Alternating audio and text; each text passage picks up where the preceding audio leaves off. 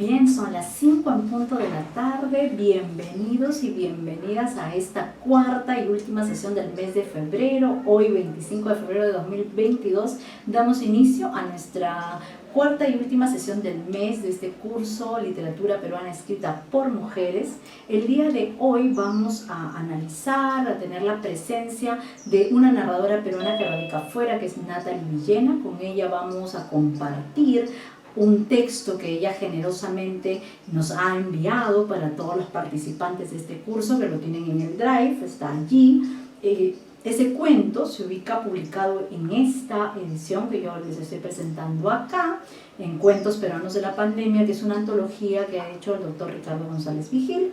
Y tenemos también aquí otra de las antologías que ha preparado Natalie Villena hace algún tiempo, que se titula Como si no bastase ya ser. Voy a dar un poco inicio a la sesión presentando a nuestra escritora invitada del día de hoy, un poco para que ustedes la conozcan. Seguramente que ya los participantes de este curso han googleado la información sobre ella, ya tenemos una idea de quién es nuestra invitada de hoy.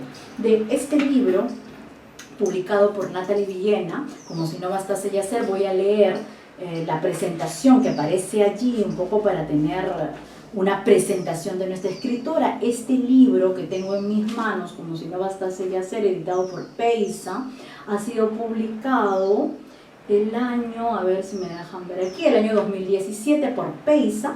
Está publicado, es una antología de cuentos en realidad que reúne a varias narradoras peruanas como son Katia Dawi, Grecia Cáceres, María José Caro, Julia Chávez, Irma del Águila, Roxana Díaz, Yaniva Fernández, Alina Gadea, Ofelia Guamanchumo, Susan Noltinos, Karina Pacheco, Claudia Salazar, Jennifer Thondine, Claudia Ulloa y Gabriela Wiener. Esas son las poetas que ella recoge en esta edición que le publica Peisa el año 2017.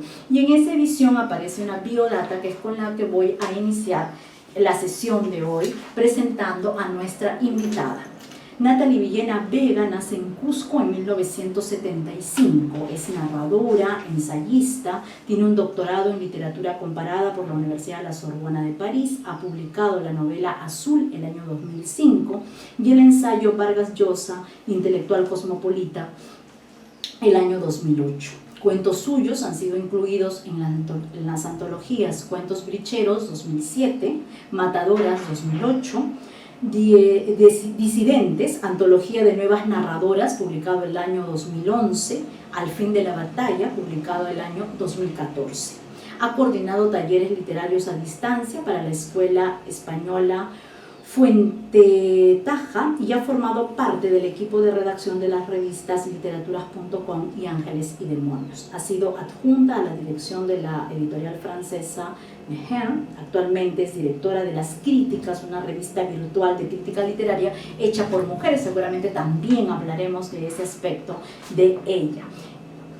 Ella nos ha compartido generosamente el cuento que aparece publicado aquí en este libro, que se titula Cuentos Peruanos de la Pandemia, edición realizada por el doctor Ricardo González Vigil, uno de los críticos literarios más conocidos de nuestro país. Él recoge, el año 2021 publica este libro y recoge aquí una serie de cuentos, ¿no? Dice la contraportada, voy a leerles lo que dice la contraportada del libro, dice: estamos viviendo una experiencia mundial nunca antes vista, una pandemia que ha modificado radicalmente la vida cotidiana y las relaciones entre las personas, y que nos azota con una crisis sanitaria, económica y política de magnitud. Esperemos que pase el helicóptero. Dice, y que nos azota con una crisis sanitaria, económica y política de magnitud catastrófica, con todo lo que acarrea de trastornos y padecimientos psíquicos, éticos, espirituales en gran parte de la población. Un momento histórico como el que estamos experimentando reclama el poder de la ficción literaria para aprenderlo a cabalidad en todo lo que significa para la humanidad y en general para la vida en la Tierra. En este libro, 36 autores peruanos de primer orden, los cuales encarnan todas nuestras sangres, motivados por la actual pandemia, nos entregan un documento incomparable que perdurará, ¿no? Entonces aquí hay 36 autores peruanos recopilados. Uno de ellos Uno de esos autores invitados a esta publicación es Natalie Villena Vega, nuestra invitada de hoy, y ella generosamente ha compartido con los integrantes de este curso el texto que ella publica en esta antología que se titula Retorno, el texto del cual hablaremos en esta sesión.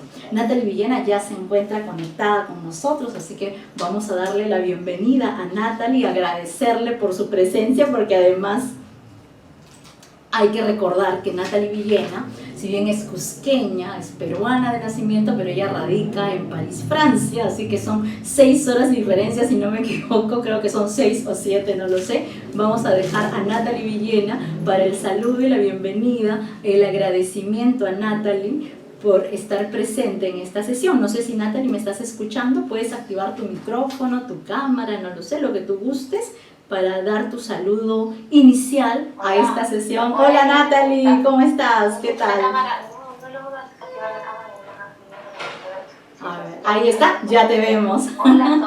Hola, ¿qué tal? Buenas tardes, buenas madrugadas para ti. ¿Qué hora es en París? Es la medianoche. Es la medianoche, imagínate. No, todavía no, 11 de la noche. 11 de la noche, ok, estamos entonces con 6 horas de diferencia, ¿verdad? Porque aquí son las 5 y 6 de la tarde, sí, ¿no? 6 horas más o menos. Nosotros invierno, pero ustedes verán. Estamos en pleno verano con un calor, más las luces que tengo acá, más calor todavía. Te mandamos un poquito de sol hasta París para que te calientes en esta madrugada que te estamos haciendo despertar. ¿Cómo te sientes? ¿Cómo estás? Porque has estado en Lima hace muy poquito, ¿no es cierto, Natalie? Sí, hace poquito, hace una semana apenas que regresé el día domingo, así que fue un viaje de 2 semanas al Perú. Siempre es un viaje lleno de cosas bonitas y de información, y de mucha buena energía. El Perú tiene tanto para darnos, ¿no? Y tantas cosas pasan en un país novelesco. Así que sí, siempre pasan cosas. Sí, me gusta cómo lo has denominado. Perú, país novelesco, me gusta ese título para nuestro país porque realmente es así, ¿no? Es un país con muchas cosas para dar, como dices tú, pero también con muchas bipolaridades, que es un poco el tema en el que ingresa tu texto, el que has tenido la generosidad de compartir con nosotros y que yo acabo un poco de leer esta contraportada de Ricardo González Vigil, que es el antologador de estos 36 autores que reúne aquí en Cuentos a propósito de la pandemia publicados el año pasado, porque ya estamos en 2022, Dios mío, no lo puedo creer, qué rápido pasa el tiempo.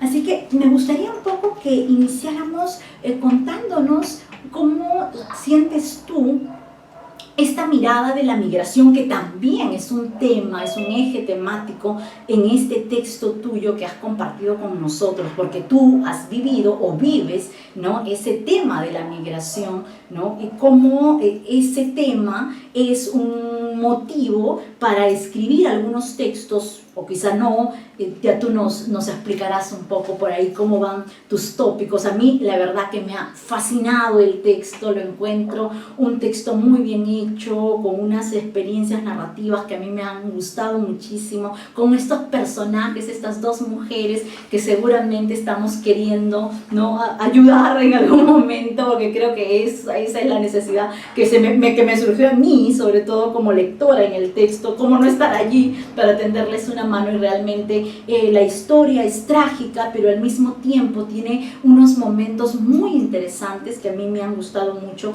Y a propósito de este texto me gustaría un poco que demos esa mirada personal tuya, ¿no?, como persona, como Natalie Villena, y cómo ese tema de la migración está presente también en tu obra narrativa.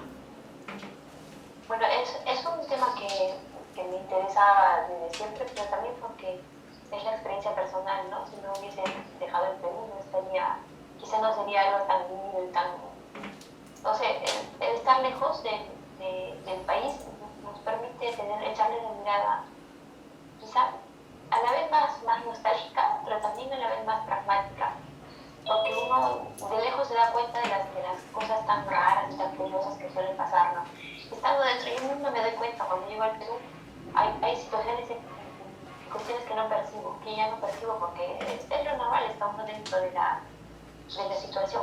Entonces es esta distancia la que permite entender también una suerte de justicia, ¿no?, en la que vivimos todos, pero al mismo tiempo la fuerza arrasadora que tenemos para sobrevivir es una cosa sorprendente, pero siempre muestra cómo sobrevivir a cosas terribles. Y bueno, entonces esas cuestiones también se presentan en los personajes que aparecen en mis cuentos. El motivo del viaje es un motivo que me es familiar, entonces era natural que me interesase por ello, ¿no? Tengo un libro de cuentos el libro de cuentos que publiqué hace unos años, que se llama Nosotros que vamos ligeros. Nosotros que vamos. Todos los cuentos giran en torno a la temática del viaje. Son distintos los viajes, muy distintos. Hay viajes que implican cambiar de continente, pero hay también viajes que implican cambiar de provincia, de ciudad, e incluso hay viajes interiores también, ¿no? Entonces, incluso hay un viaje, por ejemplo, un par de viajes que suceden fuera del Perú, que suceden solamente en Francia. Y en particular un cuento en el que hay un personaje que hace un viaje en autopista, pero este viaje en autopista es un momento también para hacer un viaje temporal hacia un momento de su vida, ¿no? Entonces el viaje es esta situación entre dos que no está definida, es una manera de relacionar un aquí y un allá que puede ser físico y puede ser también temporal, puede ser las dos cosas combinadas y que permite al individuo, a la persona, al personaje salir de su situación segura para enfrentarse a lo desconocido. Y esto de desconocido puede ser bueno, malo, pero de todas maneras es algo que en estos cuentos que escribo yo lo va a tocar, a los personajes los va a transformar. El viaje es una experiencia transformadora, de alguna manera. Entonces, bueno, ese es más o menos el elemento común, lo que une y lo que caracteriza a cada uno de mis cuentos. Pero cada uno de ellos es también muy diferente, no solo cuenta estos. Esta es una de las situaciones a partir de las cuales se abordan otros temas muy distintos, ¿no? Por ejemplo, este cuento, El Retorno, bueno, para comenzar cuento un poquito por qué y cómo... Sí, porque acá todos los que están en la sala Zoom ya lo han leído, tienen el texto, así que y creo que todos hemos quedado fascinados con este texto. Yo estoy fascinada de este texto, me encanta la construcción de los personajes. Bueno, Ricardo González Vigil nos pidió que escribiésemos acerca de la pandemia. Entonces, la reflexión fue así, ¿no? ¿De qué manera aborda aún la pandemia? Y cada una de las personas que han participado, lo han visto en mi libro, tiene su propia mirada y su propio prisma y sus propias historias, sus propias cosas por contar. Entonces la mía, pues, partir de muchas ideas y historias de parejas, disputas, de pelea, bueno, ya cosas que yo imaginé también que mucha gente tendría por contar, porque eran situaciones muy clásicas y muy urbanas y además muy generales. Pienso que algunos cuentos han tratado de ese tipo de cosas. Pero luego la temática del viaje se me impuso y me dije, bueno, estamos en una época de pandemia en el que nadie en teoría puede salir de su casa. Pero en el Perú hay un fenómeno increíble que se ha producido en algunos otros lugares del planeta, en India, por ejemplo. Sí, en la India, en el Perú y quizá en algunos países de África, en los que la gente está tan desesperada que tiene que irse a pie a sus casas. Me pareció tan terrible y tan brutal y tan injusto comparado con las facilidades que tenía la gente al volver al Perú del extranjero y estar alojado en un hotel y estar bajo el cuidado del gobierno y ver a nuestros propios conciudadanos tener que regresarse a pie porque se morían de hambre. Así es, porque no tenían nada ya, ¿no? Eso es una historia de viaje, ¿verdad? Así. Sí, acá se dio ese fenómeno y sí, fue un fenómeno sorprendente y como que si no fuera por las noticias pasa, como muchas cosas en el Perú pasan desapercibidas, ¿no? Y si no fuera porque tú lo recoges aquí en este texto, ¿no? Hemos vuelto a recordar esos momentos que vivimos el 2020, el 2021, en el que mucha gente tuvo la necesidad de volver a sus lugares de origen porque acá no tenían trabajo en principio, no tenían cómo solventar su vida diaria, no tenían para pagar la renta, o sea, los noticieros han estado llenos de esas noticias y me encantó cuando leí tu texto por primera vez encontrarme con estas dos personajes, con Lucía y Lady o Lady, no sé cómo la nominas tú, Lady, muy bien, Lady y Lucía, que son esta representatividad, ¿no?, de lo que es el Perú de adentro, ¿no?, con toda, como dice González Vigil en el texto.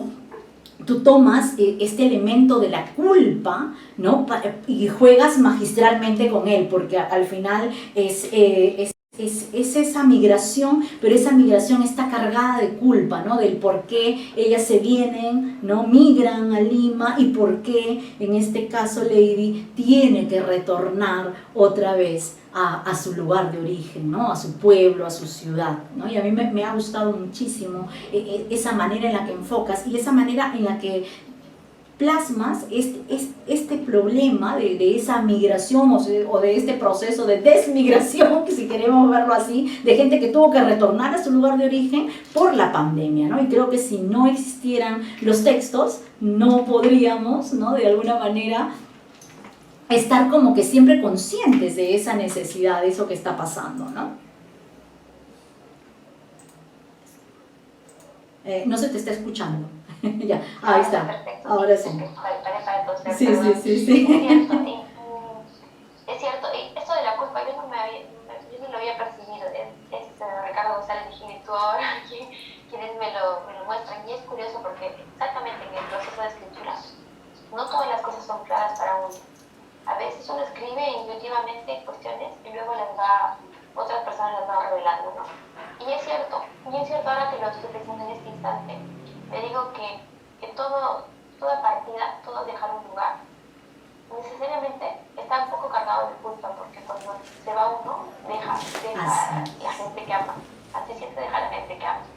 Y entonces ese dejar a la gente que ama, buscando lo que sea que desee uno, puede ser simplemente la aventura, o puede ser conocer otras cosas, o puede ser buscar una vida mejor con ser legítimo, pues va a abandonar su casa, ¿no?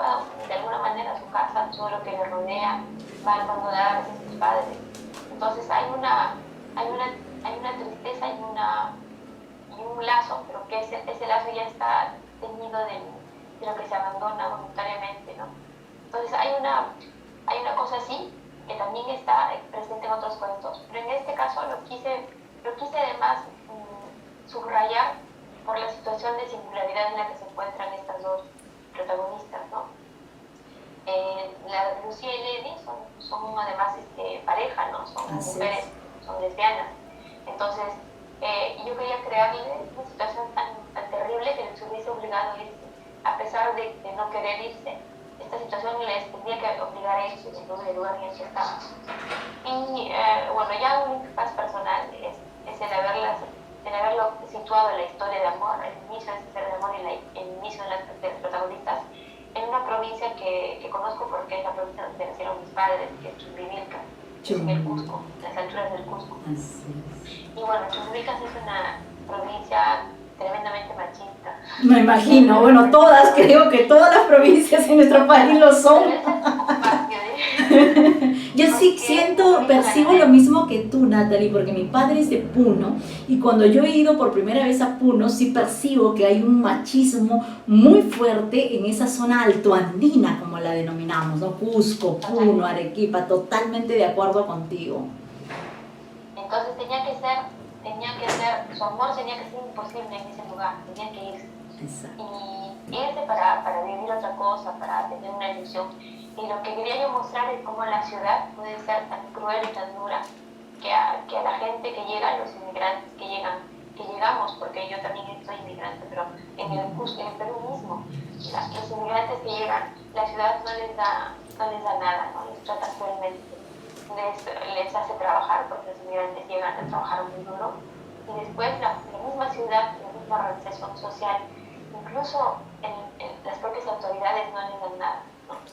O sea, estos inmigrantes tienen que hacerse sus propias casas como pueden, y en la menor situación de como lo hacen tus personajes, ¿no? Eso es lo que me encantó, la chocita, lo del triplay, la madera, ¿no? El techo, la riqueza de tus descripciones, las atmósferas que creas a mí me gustan muchísimo, ¿no? Has creado una atmósfera muy particular para estos personajes y además los elementos que les pones en el lugar donde ellas residen, ¿no? Las cosas nuevas, el sillón comprado a plazos, o sea, todo eso te da una riqueza emocional, vas involucrándote con estas mujeres, ¿no? Y vas diciendo como lo dice tu personaje, ¿no? Ser felices, ¿no? Ser felices, carajo. Esa es la idea, o sea, ese es el leitmotiv de estos personajes y luego vienen todos los demás sucesos, ¿no?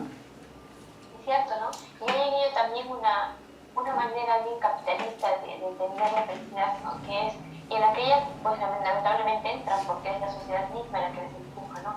¿Qué es eso? ¿Qué es ser feliz? Bueno, progresar, ¿no? Trabajar un poco, comprarse cosas, y ese día a día que nos va jalando, pero también rodeado de una fragilidad extrema, ¿no? Y lo que les pasa a estos personajes después, lamentablemente, la pandemia llega a sus vidas de la manera más terrible. Entonces, primero precarizándolas económicamente, no teniendo cómo vivir, como son informales, son comerciantes, pues tienen que vivir como pueden, exponerse plenamente al peligro de la pandemia. Y bueno, una de ellas finalmente entiende, ¿no? En la historia que muere, ¿no? Dejando a la otra totalmente desprovista de todo, porque ni la casa les pertenece, o finalmente si les pertenece igual no sirve de nada, ¿sabes? Porque no hay ni qué comer. Entonces ahí está, también esta mirada crítica que quería yo instalar, ¿no? Que era la de esto, ¿no? Esta situación tan frágil en la que vive gente que ha trabajado tan duro, que ha sido capaz de abandonar tantas cosas, ¿no? O abandonar una vida entera para ir a una ciudad que se supone es progreso, que se supone es más confort, que se supone es una suerte de un espacio de promesas, y esas promesas pueden volatilizarse en nada por una se desvanece, ¿no? Como que las promesas se desvanecen, como que las ilusiones también mueren, al igual que Lucía, ¿no? El personaje que fallece víctima del COVID, y tú tienes esa capacidad como narradora de crearnos esa atmósfera y de hacernos ingresar a ese universo en el que cohabitan estos dos personajes. A mí me gusta mucho el párrafo de inicio, ¿no? Que trabajas con una estrategia que se denomina narrativa en media res, es decir, ingresamos automáticamente a este espacio. Dice: esta mañana hubo gentío despreocupado, como en días previos a fiesta. Vendió los 2 costales de papas y solo le quedó medio saquillo de camotes, algo de zanahoria, algunos otros pequeños menjunjes, y se fue contenta porque un buen domingo siempre anunciaba el inicio de una semana mejor. Me hizo recordar mucho Un domingo cualquiera, este cuento de Julio Ramón Ribeiro, donde también los personajes son 2 chicas, ¿no? Que se van de paseo a la playa, y bueno, ya sabemos la estrategia ribeiriana, que prácticamente está en el final tuyo también, estos finales abiertos, pero esta manera de no llegar a concretar los sueños y las ilusiones de los personajes, ¿no? Ahora, luego en este cuento también, exactamente, quería yo entrar directamente, como tú lo has señalado, en el día a día de estas 2 mujeres, porque son mujeres activas, ¿no? O sea, son personajes que no esperan nada de nadie, son 2 personajes que se hacen la vida con esfuerzo terrible, tremendo, y eso quería mostrar, son gente que trabaja. No es gente que pide, no es gente que necesita nada de la Navidad, es gente que trabaja, es gente que le da a esta sociedad, a este lugar, el lugar donde viven, le da mucho más de lo que ese lugar les proporciona a ellas, ¿no? Entonces hay también unas ganas de comunicar eso, ¿no? De esta suerte de injusticia que hay en nuestras ciudades para con los ciudadanos, ¿no? Y luego el retorno también tan terrible y tan cruel, tiene que estar envuelto también de una mirada, de un contraste, quería yo, con la naturaleza, ¿no? La ciudad tan mineral o tan seca o tan árida, tan incapaz de dar nada. Y luego la naturaleza ahí, libre, abierta para los personajes. Los personajes van internándose en la sierra y van dejando atrás todas las construcciones y recorriendo los territorios que tienen, no sé, Sí, eso es lindo, porque tú haces que, por ejemplo, cuando ellas suben a la 48, empiezan a recorrer la ciudad, ¿no? La ciudad donde viven ahora, que es Lima, ¿no? Pero también lo haces cuando Lady hace el viaje de regreso y también nos haces ingresar a todos estos paisajes andinos maravillosos y cómo también a través del discurso de los personajes que están allí, que son personajes secundarios, vamos viendo cómo el paso del tiempo también ha marcado a cada uno de estos pueblos, a cada una de estas ciudades, el ingreso de la minería informal, todos esos tópicos están dentro de un cuento que es un cuento corto, no es un cuento tan extenso, pero que logras, ¿no?, recorrer todos estos procesos y este proceso de vuelta de Lima hacia el lugar, el pueblo del nacimiento de la protagonista, que en este caso es Lady, ¿no? Exactamente. Luego porque en el periodo de la pandemia, yo creo que mundialmente ha habido un volver hacia la naturaleza de distintas maneras, ¿no? Porque la ciudad nos resultó tan hostil. Mucha gente dejó la ciudad y se fue a sus ciudades o se buscó, bueno, quienes tenían los medios se fueron a sus casas de playa o de campo o lo que fuese, y los que no tenían medios pues, bueno, volvieron así. Pero eso fue mundial, es un retorno mundial. Aquí donde yo vivo, mucha gente abandonó la ciudad, yo vivo en la región parisina, mucha gente abandonó París porque simplemente era imposible. Se dieron cuenta de que vivir 3 meses en lugares tan pequeños y luego estar con máscara todo el tiempo, no tenía sentido, abandonar sus trabajos y se fueron a provincias. Entonces hay este retorno hacia la naturaleza y una revalorización de la naturaleza, ¿no? Entonces yo quería también mostrar en qué situación estaba nuestra naturaleza en el Perú, cómo estaba el campo, cómo estaban las zonas no pobladas, no urbanas, ¿no? Y entre las zonas no urbanas, precisamente porque el lugar que me interesaba era Chumbivilcas, pues era súper importante mostrar cómo la minería está ahí presente, pero no beneficia. Exacto, no es un sinónimo de progreso, ¿no? Exactamente. O podría serlo, pero la gestión de los recursos es pésima. Bueno, hay muchas razones ahí, pero quería mostrar cómo la minería es algo que la gente observa sin poder beneficiarse de ello o sin poder sentir que se pueden beneficiar de sus propios recursos, ¿no? Entonces estos personajes van yendo y hay un personaje así que dice, mira, pues aquí sacamos de tanto metal y mira nosotros menos, ya hemos tenido que volvernos aquí, ¿no?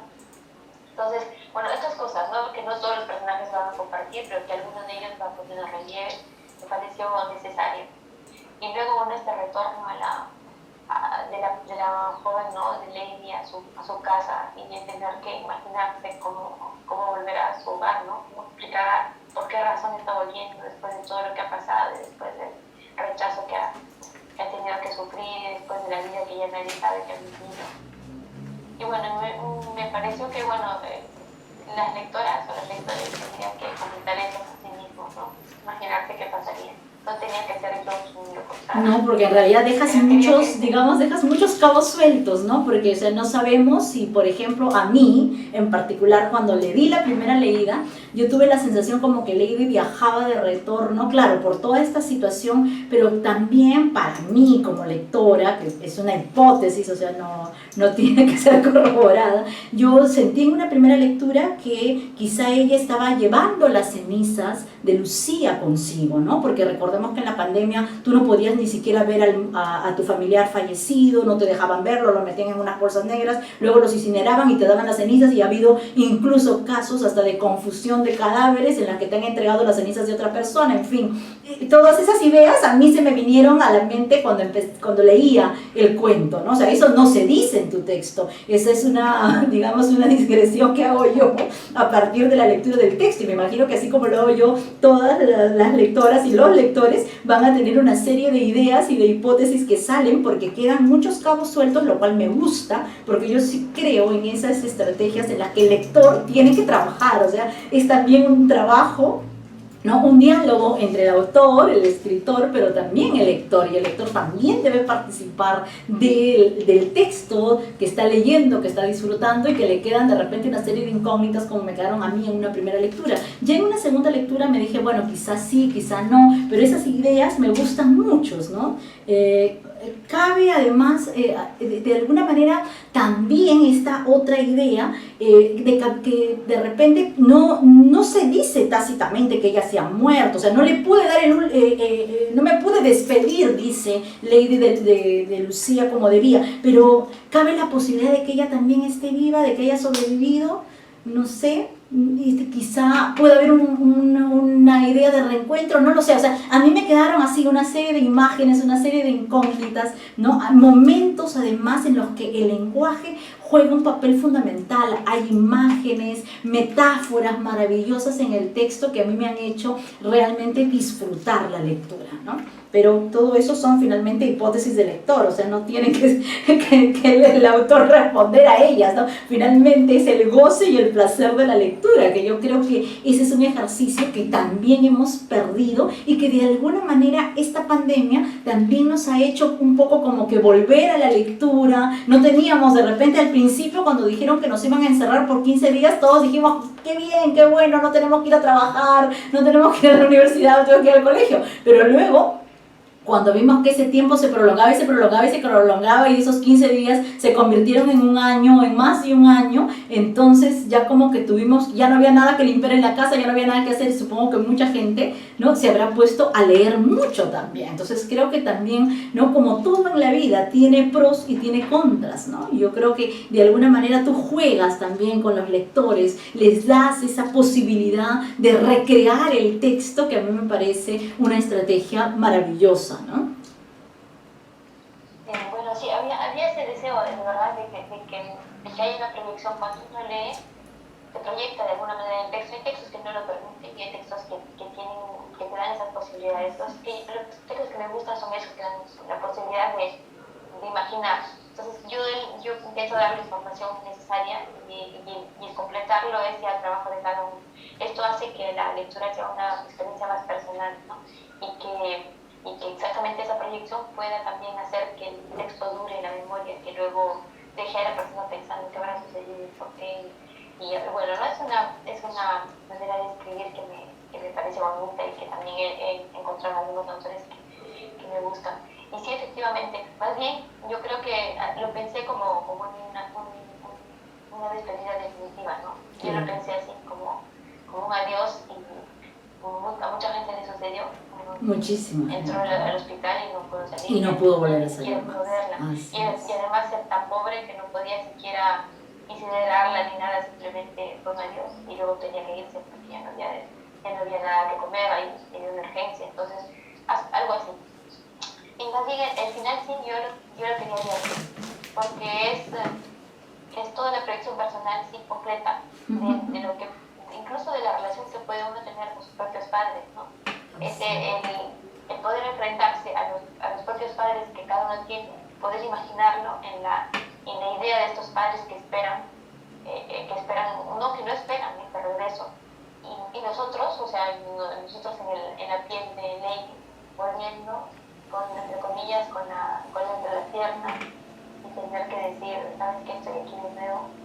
Y qué podrán decirle, qué podrán darle, pero yo sí quería que en ese retorno que era tan duro, tan difícil de afrontar, estuviese el recuerdo de la mujer que amaba, en pie, que la mujer que amaba le decía, ¿sabes qué?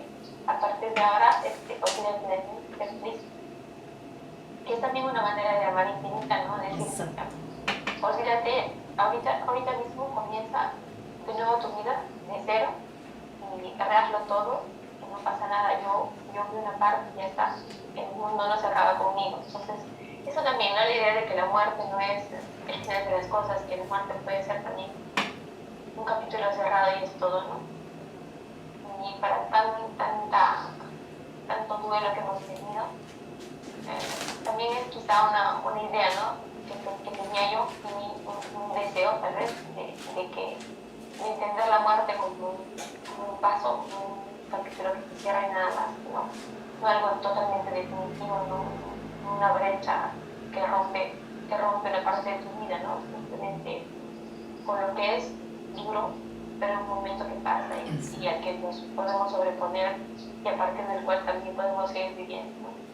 Sí, ese Entonces, final está a mí súper bien funciona. construido. A mí me gusta mucho el final del cuento porque en el final del cuento de alguna manera es el futuro, ¿no? Es la forma en la que ella se imagina qué le habría dicho, ¿no? Dice, a Lucía le habría hecho reír saber que para volver a la tierra del caballo había tenido que llegar en moto. Le habría dicho, mira esos corilazos, sombrero, chalina, botas de cuero cabalgando con un motor.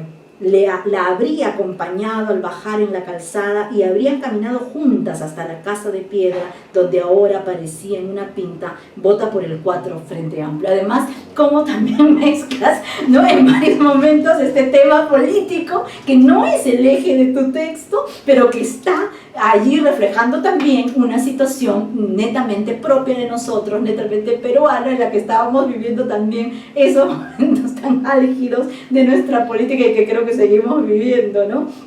Entonces a mí me ha gustado mucho esas imágenes que tú nos das, esas descripciones de los lugares, la forma en la que logras adjetivar, ¿no? Por ejemplo, en una parte en la que dices, el camión se detuvo en Puquio, donde todo estaba cerrado, a duras penas consiguieron algo de comida tocando la puerta de una tiendecilla y la compartieron entre los 5 viajeros que quedaron. Anduvieron el día entero, lentamente, ayudándose unos a otros con las cargas hasta la laguna de Yaurihuiri, donde encontraron una choza de pastores y se acomodaron para pasar la noche, ¿no? Entonces esas descripciones que van creando una atmósfera de contacto con los personajes, porque creo que algo que engancha del texto es eso, que nos sentimos identificados con estos personajes que atraviesan toda la historia, ¿no?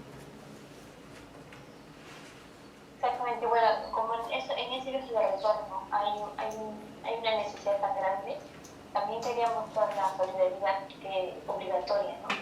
Uno no es nada solo, tener que atravesar la sierra, volver de la costa de la sierra solo sería suicida, entonces incluso con desconocidos hay que tener solidaridad y esta necesidad de agruparse para poder subsistir, ¿no? Es también un relato de sobrevivencia, ¿no?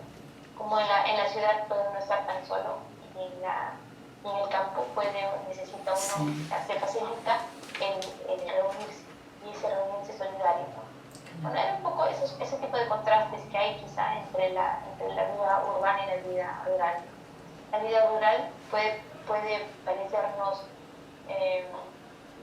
puede uno imaginarse que las personas en el mundo rural están muy alejadas de unas de otras. Y sin embargo hay lazos de solidaridad profundos muy fuertes, justamente porque hay esta conciencia de la necesidad del otro. Y sin embargo en la ciudad tenemos tanta cantidad de personas juntas, la ciudad está tan llena de gente y puede uno no poder contar con nadie. Puede uno no tener nadie a quien contarle sus penas, nadie que te eche una mano. Entonces hay también ese contraste que deseaba yo señalar, así de manera un poco sutil ya en su texto, ¿no? Entonces ahí sí hay varias capas con hay varias, exacto, hay varios niveles, ¿no? Hay varios niveles de lectura, sí, coincido contigo en eso. Y coincido contigo en el tema del machismo, porque, por ejemplo, no sabemos los amigos que ellas frecuentaban, ¿no? En algún momento dice que tiene un amigo que les debe dinero, a ver si le logran pagar, insiste, le dice, ¿no? A ver si nos pagan lo que nos deben, pero no tenemos una mirada, ¿no? de cómo es esta pareja en función a su grupo social, ¿no? Parecieran estar, como tú siempre dices, ¿no? En un mundo en el que hay millones de personas, pero que están absolutamente solas también, ¿no? Y obviamente por la identidad sexual de nuestros personajes, ¿no? Ese factor se subraya, ¿no? O se vuelve definitivamente más solitario aún, ¿no? Exactamente, ¿no?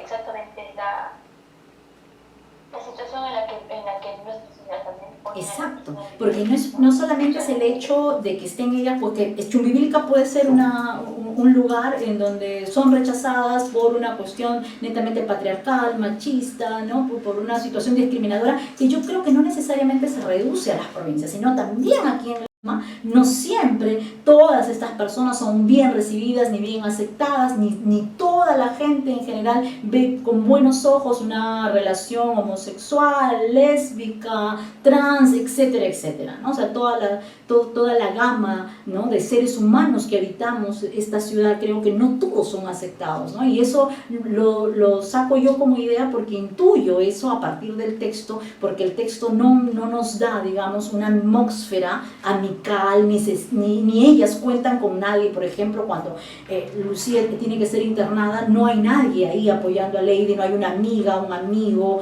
no hay nadie cercano, ¿no? Y eso me da también como que la posibilidad, como lector, de pensar que estos personajes, estando en su tierra o estando en Lima, están absolutamente solas, ¿no? Exactamente. Hay esa soledad y esa marginalización que se encuentran por su condición sexual, ¿no? Esa es otra de las capas de lectura que también, otro de los ángulos de lectura que puede haber. Y otro ángulo bonito que me gusta porque yo soy melómana, me encanta la música. ¡Ay, sí! El hecho de que estuviese conocido por el camino de la música, ¿no? Sí. Entonces me imaginé cómo iba con las estas muchachas, es así, ¿no? Quería que una de ellas me diera. Sí, vende discos y me encanta, además escucha música chicha, me hizo incluso meterme a ver quién era la cantante andina que nombran ahí, sí existe, escuché su música, todo. O sea, de verdad que es un clima muy lindo eso de la música y cómo a través de esos antagonismos también otra vez, porque estás trabajando estas dicotomías, a ella le gusta su música propia, ¿no? Y a la otra le gusta la chicha, le gusta otro tipo, ¿no? Y me gustó mucho, porque son dos personajes en realidad opuestas en gustos y en carácter, pero la relación entre ellas es una relación entrañable, ¿no? Son felices juntas, ¿no? Exactamente, sí, son felices hasta que la muerte... Hasta que la muerte los separa, o sea, exactamente, tú has trabajado ahí muy bien. No, hasta que la muerte nos separe, bueno, pues ellas están separadas por la muerte, ¿no? Sí, es cierto. Y luego, bueno, también quería, porque lo que pasa en muchos lugares de la sierra es que la música es una manifestación cultural absolutamente importante. En esta zona de Chumbivilcas que conozco, la música es fundamental, súper importante. Es quizá una de la manifestación más importante. Entonces, yo quería que necesitaba que este personaje amase la música. Que los dos amasen la música, y también como yo amo la música, ¿no? Pero como no podían ser iguales, pues había este lazo del amor por la música, pero a la vez este diálogo alrededor de cosas que eran distintas, ¿no? Exacto. Y luego, una cosa chistosa que me divirtió es que cuando estaba muy borracha ya, Lucía podía escuchar rock. Ajá, se pone a escuchar rock, exactamente. Me generaba y se ponía a escuchar rock, que me parecía eso bien divertido. Entonces, para esto sí, por supuesto hice toda la investigación de los grupos y la música de sí, se nota el trabajo, sí, porque todo está bien calculado, el nombre del hospital, o sea, tú has cuidado todos los detalles, el nombre del hospital existe, o sea, todos los lugares son lugares que existen, que están allí, ¿no? O sea, que podemos incluso recorrerlos como si fuéramos lectores, ¿no?, más acuciosos y hacernos todo este recorrido, todo este periplo, ¿no? Y me gusta eso. Todo está calculado, todo sí. está hecho Como buena narradora que eres, todo está bien planificado. Sí, el entorno a pie también es un periplo que he calculado y recorrido tiempos, duraciones, todo. O sea, todo corresponde a la realidad, es la verdad. Sí.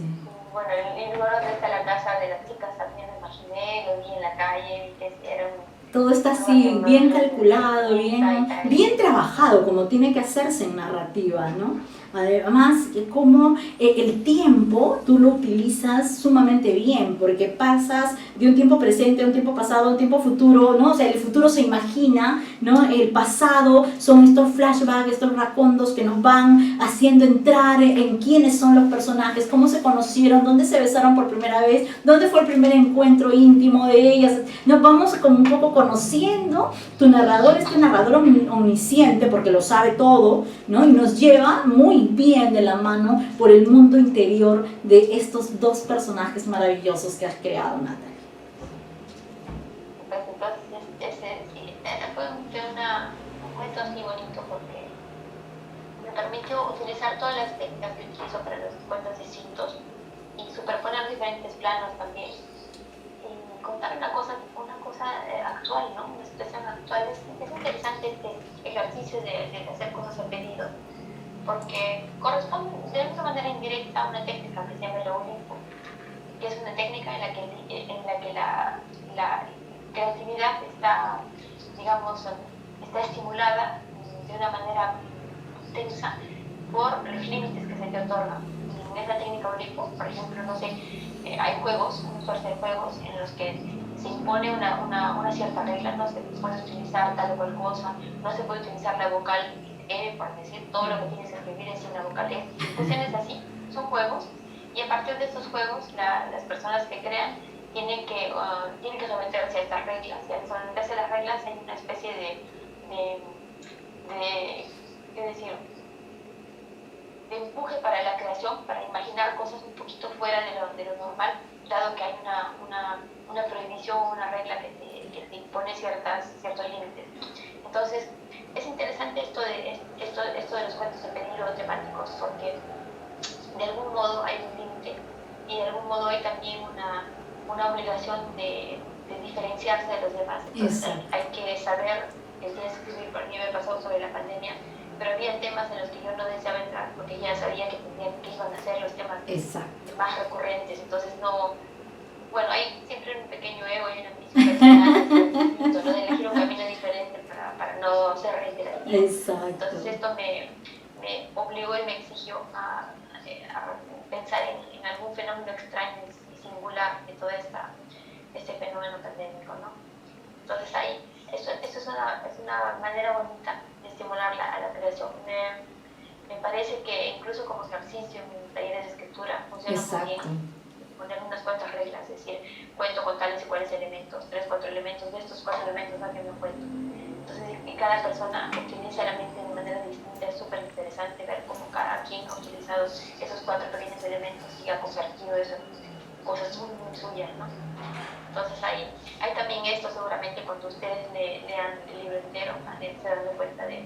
Claro, cada uno tiene su propia mirada, su propia forma, y eso es lo rico, ¿no? Lo rico de hacer este tipo de trabajos antológicos es que tienes aquí 36 miradas de la pandemia, ¿no? Eso es lo que tienes aquí. A mí me gustaría... Masculinas y femeninas, ¿no? Exacto, acá hay varones, mujeres, exacto, y los personajes también disímiles y todo. A mí me gustaría un poquito... Antes de hoy, yo sé que te estoy haciendo trabajar, Natalie está delicada de salud, pobre, así que la tengo de madrugada y encima es delicada, pobre Natalie, perdóname. A mí me gustaría mucho un poco que hablemos de tu faceta en la página de las críticas, porque es una página de crítica literaria escrita por mujeres, y que de repente hablemos un poquito de esta, yo amo esta antología, como si no bastase ya ser, porque reúne a 15 escritoras peruanas, ¿no? A 15 narradoras, un poco que nos comentes sobre las críticas y sobre esta antología, en el orden que tú quieras, eres libre, esta sesión es tuya. A ver, quizá para continuar con los libros, hablaré de la antología. Esta antología, como si no hasta ya sea, la publicamos hace ya algunos años, fue una de las, digamos, primeras antologías de esta nueva ola. Y para esa antología hubo una selección de escritoras, eran escritoras nacidas en un rango de años, y el interés de elegirlas era sobre todo señalar el trabajo que estaban haciendo las escritoras mujeres a partir de los años 2000. Hay en el territorio, en el mundo de las letras peruano, hay muchísimas escritoras, muchas, pero en aquel momento los proyectos de creación no estaban todos cuajados como pueden estarlo ahora. En aquel momento, esta antología ha salido ahora unos 5 años. El 17, sí, 2017. Exactamente, 2017. En ese momento, algunos proyectos eran solamente proyectos. Había escritoras que habían publicado cuentos, plaquetas, en otras antologías, pero que todavía no tenían su propio libro.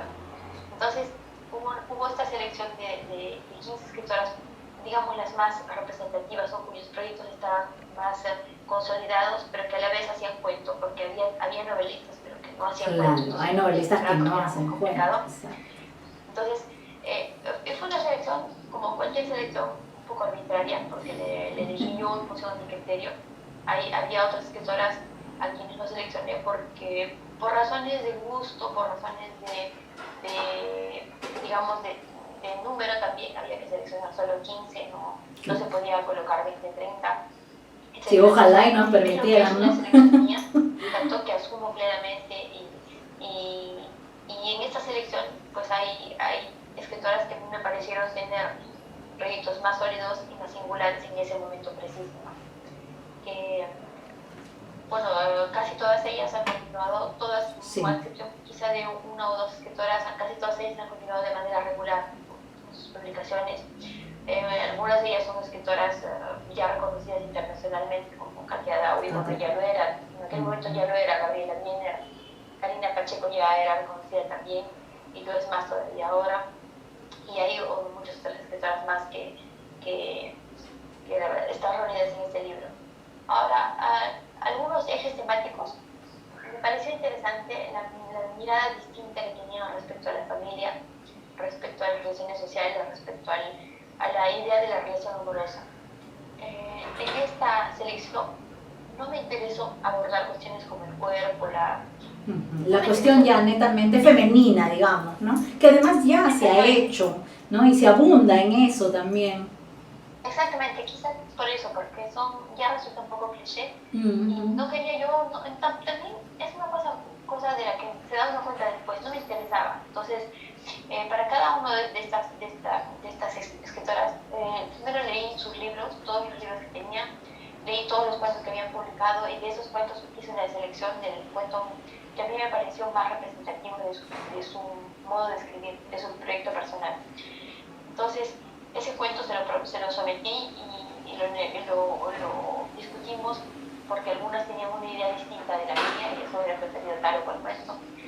Y yo tenía una suerte de coherencia también que vigilar, ¿no? No podía hacer cosas demasiado disímiles.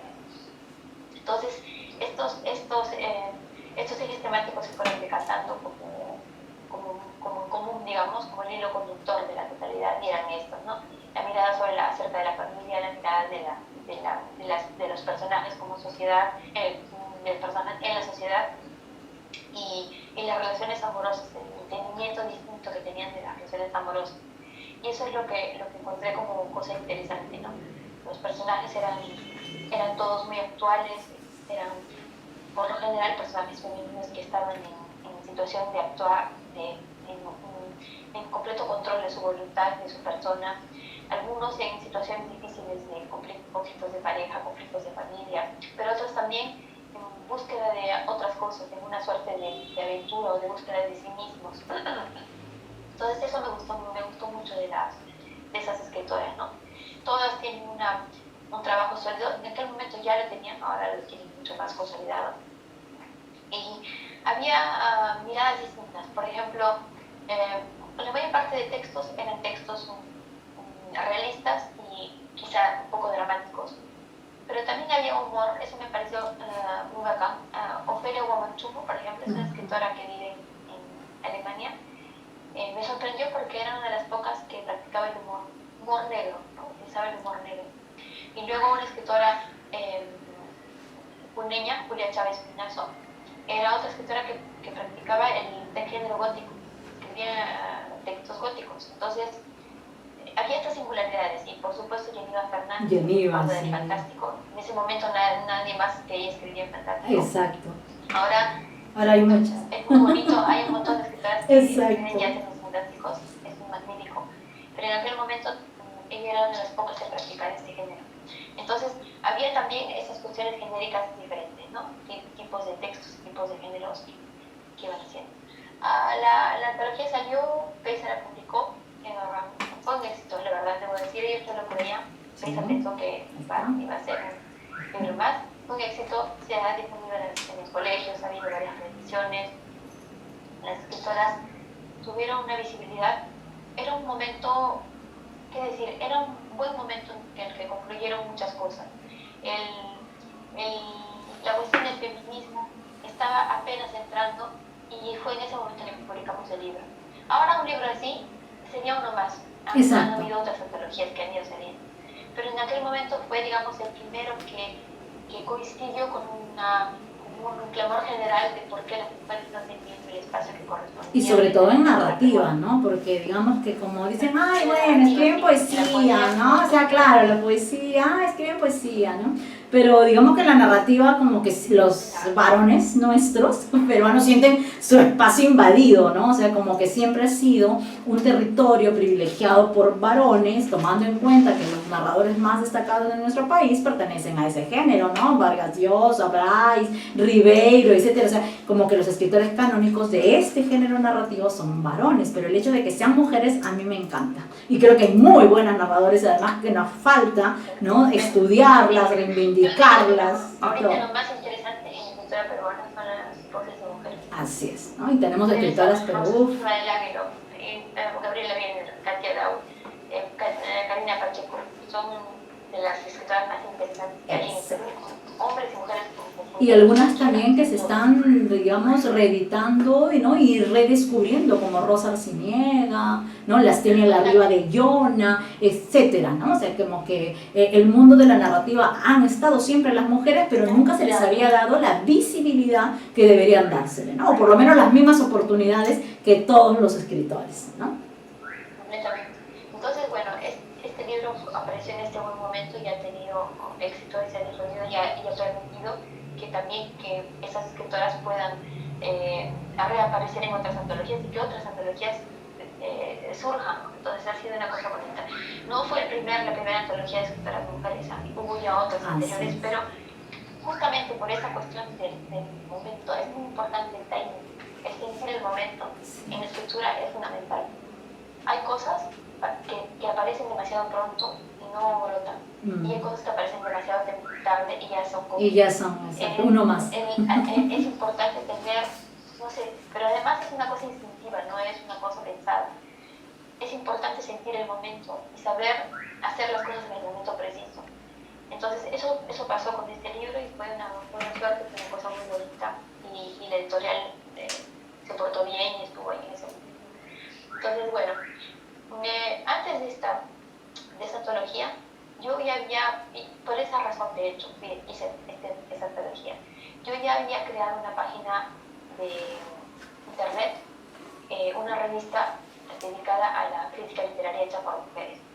Ya existía unos 6 meses, quizá, bueno, seguramente por esa razón, porque esta página funcionaba, es porque Peisa finalmente acepta mi proyecto, ¿no? Ahora, esta página se llama lascríticas.com, sí, sencillo. Es una página que creé porque yo he trabajado mucho tiempo en el mundo del editorial, yo soy editora. Y durante el tiempo que trabajé como editora, una de las cosas que me sorprendió más negativamente es que la crítica literaria estaba copada por varones. Había muy poco espacio para las críticas mujeres.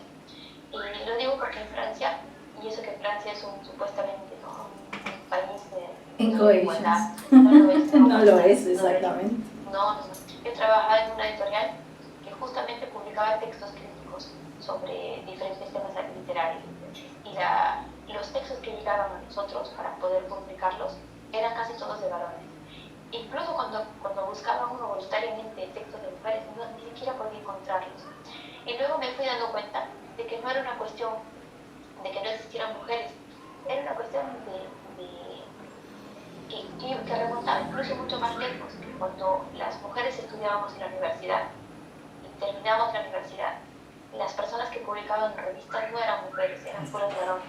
Entonces, aquellas vocaciones o personas interesadas en difundir sus ideas, la originalidad de sus ideas y publicarlas en revistas ni siquiera tenían la oportunidad de hacerlo. En consecuencia, las editoriales que recuperaban esos textos nunca podían encontrarlos porque todo había muerto casi al origen del mismo o sea, al final de los estudios y antes de que publiquen. Entonces, estos espacios no estaban hechos, no eran aptos para que las mujeres pudiesen publicar sus trabajos. Entonces, me dije yo que en el mundo de la crítica literaria, para comenzar hay una cuestión, y es que la crítica literaria es una instancia de validación. Es decir, que cuando un medio o quien fuese un crítico literario habla sobre un libro, esa persona persona es crítico literario hace que el libro exista en el mundo de las letras, que por fin exista. ¿Por qué? Porque alguien habla de ese libro, alguien muestra que ese libro ha sido leído, alguien puede decir que este libro es interesante o no por tal cosa, ¿no? Y el libro por fin existe. Lo que pasaba con los libros escritos por mujeres era que ni siquiera eran leídos, nadie decía nada, ni siquiera en mal. Por lo menos una crítica negativa permite hablar del libro. Así es.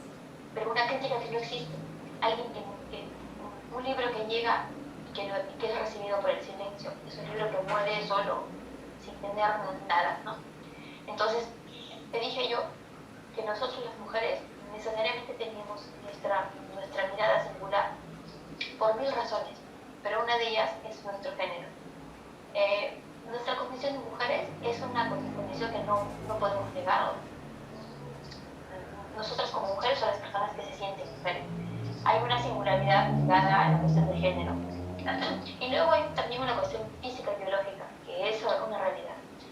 Bueno, entonces necesariamente esta cuestión física, esta cuestión psicológica, condicionaba nuestra lectura y nos hacían interesarnos por ciertas cosas y por ciertos temas y por cierto modo de ver o de leer estos temas.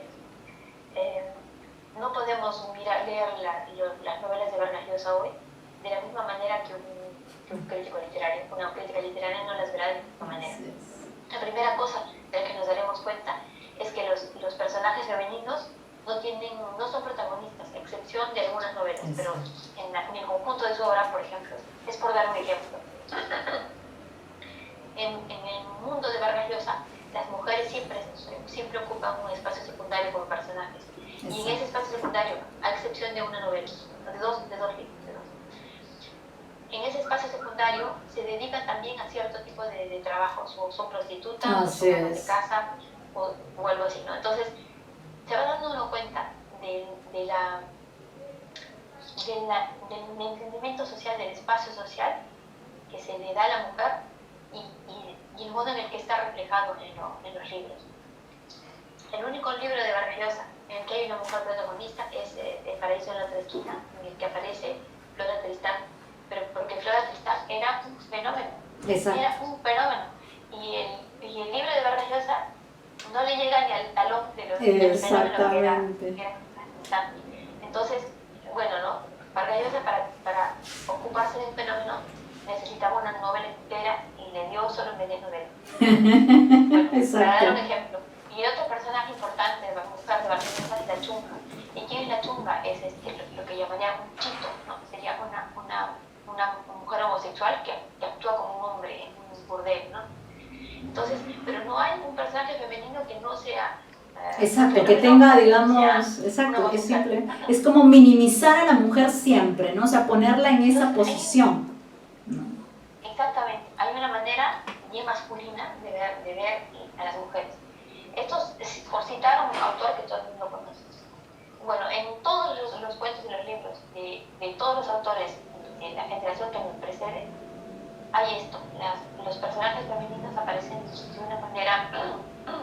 aparecen teñidos de machismo, esa es la realidad. Es muy raro encontrar un personaje tratado de manera diferente. Bueno, de estas cosas un crítico literario no se puede dar cuenta, porque el crítico literario lo encuentra normalizado. Exacto. En cambio, la crítica literaria, la primera cosa que verá es decir, pero ¿por qué aquí todas las mujeres están metidas en la cocina? Exacto. No entiendo, ¿por qué en esta historia solamente están... Es como si no existiera otro mundo. Exactamente. Entonces, para comenzar, este tipo de cosas nos van a parecer evidentes. Pero luego, poco a poco, ya no nos van a interesar esos tipos de escritores. Es lo que constaté con este espacio de las críticas. En el espacio de las críticas, yo convoqué a todas las personas que sean lectoras empedernidas, o lectoras, o académicas, o gente que escriba, criticaba y que nunca se atrevió a hacerlo. Bueno, se iban reuniendo e iban enviando sus textos espontáneamente, y bueno, era un espacio que tampoco no podíamos pagar, entonces era todo colaborativo, ¿no? Y una de las reglas era que cada uno podía escribir como deseaba, de quien desease, del libro que desease. Una de las obligaciones solamente era que se proponía 6 críticas por año, la mitad tenían que ser de mujeres, de libros de mujeres o de trabajos hechos por mujeres, y la otra mitad por varones. Por lo menos la mitad de trabajos hechos por mujeres. Eso se llama paridad de género. Obligatoria. Así es. Mínimo. Pero lo bonito fue que, sin necesidad de decirlo, las escritoras se ocupaban casi, fundamentalmente, casi mayoritariamente, de textos escritos por mujeres, o de otras, o de cualquier textos o poesía, o lo que fuese escrito por mujeres. Entonces, había una cuestión así. Era más o menos espontáneo y natural que se ocupasen de otras mujeres que escribían sobre mujeres. Perdón, no, yo lo sé, hay que además darle las gracias a Natalie. Natalie está enferma ahora, así que... Entonces, de eso me di cuenta, que las mujeres estábamos ávidas de leer cosas escritas por mujeres. Exacto. Porque ahí nos reconocíamos, ahí encontrábamos gente que hablaba de cosas que nos parecían verosímiles. Cuando yo leo, ahora ya no me interesa muy poco leer textos escritos por hombres, porque me he habituado tanto a leer textos de escritoras donde yo me reconozco, que encuentro verosímiles, que son temas que me tocan y que me conciernen, en los cuales me veo reflejada o no, o lo que fuese, pero que me interesa, que leer la prosa de un varón, pues tiene que estar motivado por algo más. Exacto, que tiene que tener algunos otros elementos más que llamen la atención, eso es cierto. O tiene que haber ganado un premio. Exacto, o un premio Nobel que uno dice, bueno, tengo que leerlo porque tengo que leerlo, ¿no? Exactamente. Entonces, no es por, no sé, radicalismo o lo que fuese, sino simplemente que con el tiempo nos vamos dando cuenta de que estas historias y esta manera de contar masculina ha sido tan vista y tan repetida. Exacto, que ya la tenemos, o sea, lo hemos aprendido en el colegio, o sea, toda nuestra vida hemos estado leyendo, ¿no? Ese tipo de producción literaria, y creo que cuando uno encuentra esa otra mirada, esa otra voz donde tú te sientes representada, pues definitivamente que te va a atraer, como cualquier tipo de lector. O sea, cuando lee un texto donde se siente identificado, él va a recomendar ese texto, va a hablar de ese texto, ¿no? Entonces yo creo que eso por siglos nos ha pasado a las mujeres que hemos estado hasta acá de leer, ¿no?, cosas que no nos representaban, y creo que ahora que tenemos en esta etapa de la vida la oportunidad de leer a escritoras que pueden representarnos o pueden también no representarnos, pero vamos a sentirnos más satisfechas como lectoras, ¿no? Exactamente, y resulta también más novedoso, ¿no? Para quienes leemos mucho resulta novedoso, es interesante, son cosas nuevas, raras, maneras de contar que nunca habíamos oído. Entonces es por ahí por donde va nuestra nueva curiosidad, nos decir, pero esto es distinto y esa es una voz diferente, y así le han contado.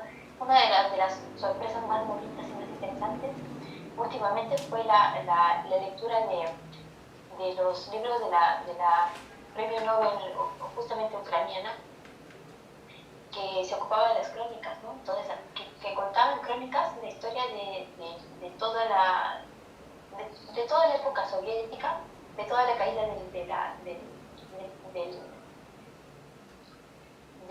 imperio soviético, vamos a decirlo, y la época de Chernobyl y todo eso. Entonces, se me ha ido ahorita el nombre, pero es esta premio Nobel que escribió Voces de Chernobyl, un libro magnífico. Yo voy a ver antes de Chernobyl. Y que ahora precisamente es un tema con el que estamos conviviendo. Exactamente. Entonces, por ejemplo, es uno de los descubrimientos más interesantes y más bonitos, porque mira, Voces de Chernobyl, la suplicación, esa escritora fue una de las que me sorprendió más últimamente, porque era un modo muy distinto de narrar la realidad. Eran crónicas que escribió a partir de testimonios que recogió como periodista de cientos de personas, y estos testimonios, que eran ajenos, los convirtió en literatura de una manera magistral, absolutamente emocionante. Y luego te vas dando cuenta que sí, que la literatura ya no solo es invención pura, también puede ser recoger testimonios y convertirlos en literatura. Entonces hay estas maneras de escribir que son diferentes, que son singulares, y estas mayoritariamente vienen ahora de escritora. Es por ello que cuando escribí las críticas, cuando creé las críticas, me dije que seguramente ahí habría habría bastante material para experimentar y para encontrar cosas distintas. Y fue de hecho una experiencia hermosa porque mucha gente que nunca había escrito sobre otros libros empezó a hacerlo. Claro. Debo decir con mucho orgullo que mi gran descubrimiento fue Julia Wong. Julia Wong, claro. Que es poeta y es narradora. Nunca había escrito crítica literaria. Y la crítica literaria que hace Julia Wong es increíble porque está llena de sabiduría, de una erudición, pero a veces es una erudición salvaje. Ella sabe muchas cosas, pero mi mente no sabe que sabe tanto. Entonces lo hace de manera natural, ¿no? Sí. No se cree, a eso me refiero. No se cree, es natural y es apasionada y es muy generosa. Una linda persona. Va nuestro saludo para ella, para Julia Wong. Julia Wong, gran escritora. Sí. Entonces hay cosas así que fui descubriendo. Bueno, las críticas sigue ahora. Las críticas han participado más de 50, mucho más de 50 escritoras. Algunas al inicio bastante, luego abandonaron, luego unas se fueron reincorporando, luego últimamente otras y así, ¿no? Es una suerte de rotación de personas que desean escribir y que van y vienen y nos mandan textos. El año pasado, el antepasado, tuvimos postulamos a uno de los fomentos, uno de los fomentos del Ministerio de la Cultura. Ajá. Y nos dieron un fondo. ¡Ah, qué bien! ¡Bravo! Sí, nos dieron un fondo para un proyecto de desarrollo un poco, entonces hicimos algunas cositas y pudimos pagar alguna de las participantes y fue una experiencia curiosa por un motivo, y es que tengo la impresión de que desde el momento en el que la cuestión monetaria entró en juego, mucha gente dejó de escribir. No sé cómo explicarlo, Sí. es muy extraño. No sé cómo explicarlo, pero sé que desde que entró el dinero ahí, dejaron de escribir algo.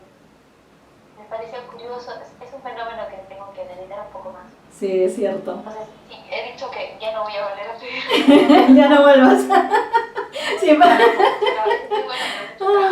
es que yo creo que sí, es que es una cuestión medio extraña la que sucede, pero yo creo que sí, pues es que a veces cuando uno no tiene nada, cuando no tienes recursos, como que tienes como que las metas tan claras, tan fijas y vas hacia eso, y una vez como que se logra una meta, que los seres humanos somos así de extraños, logras algo y luego ya te desanimas, ¿no? Mira, me he pasado así como que unos 11 minutos más, voy a darles la palabra a las participantes del curso que seguramente están ansiosas de hacerte preguntas, de seguir conversando con ellas, así que voy a habilitarles. Listo, ya está habilitado para que puedan hacer sus preguntas. Si desean levantar la mano, simplemente activan su micrófono, que aquí gentilmente Natalie, a pesar del COVID, está aquí con nosotros en la plena madrugada de París. Yo le estoy haciendo trabajar, soy una negrera porque está enferma con COVID y son las 12 o más de la noche, ya debe ser la 1 de la mañana y yo la tengo ahí trabajando. Natalie, de verdad, de todo corazón, muchísimas gracias por estar aquí con nosotras. Les doy la palabra, chicas. ¿Quién desea participar? ¿Quién desea hacer alguna pregunta, comentario? Activen sus micrófonos, por favor. Nora, Lisbeth, Luisa, Ana Lucía, que están por ahí. ¿Quién se anima? Nora, creo. Adelante, Nora.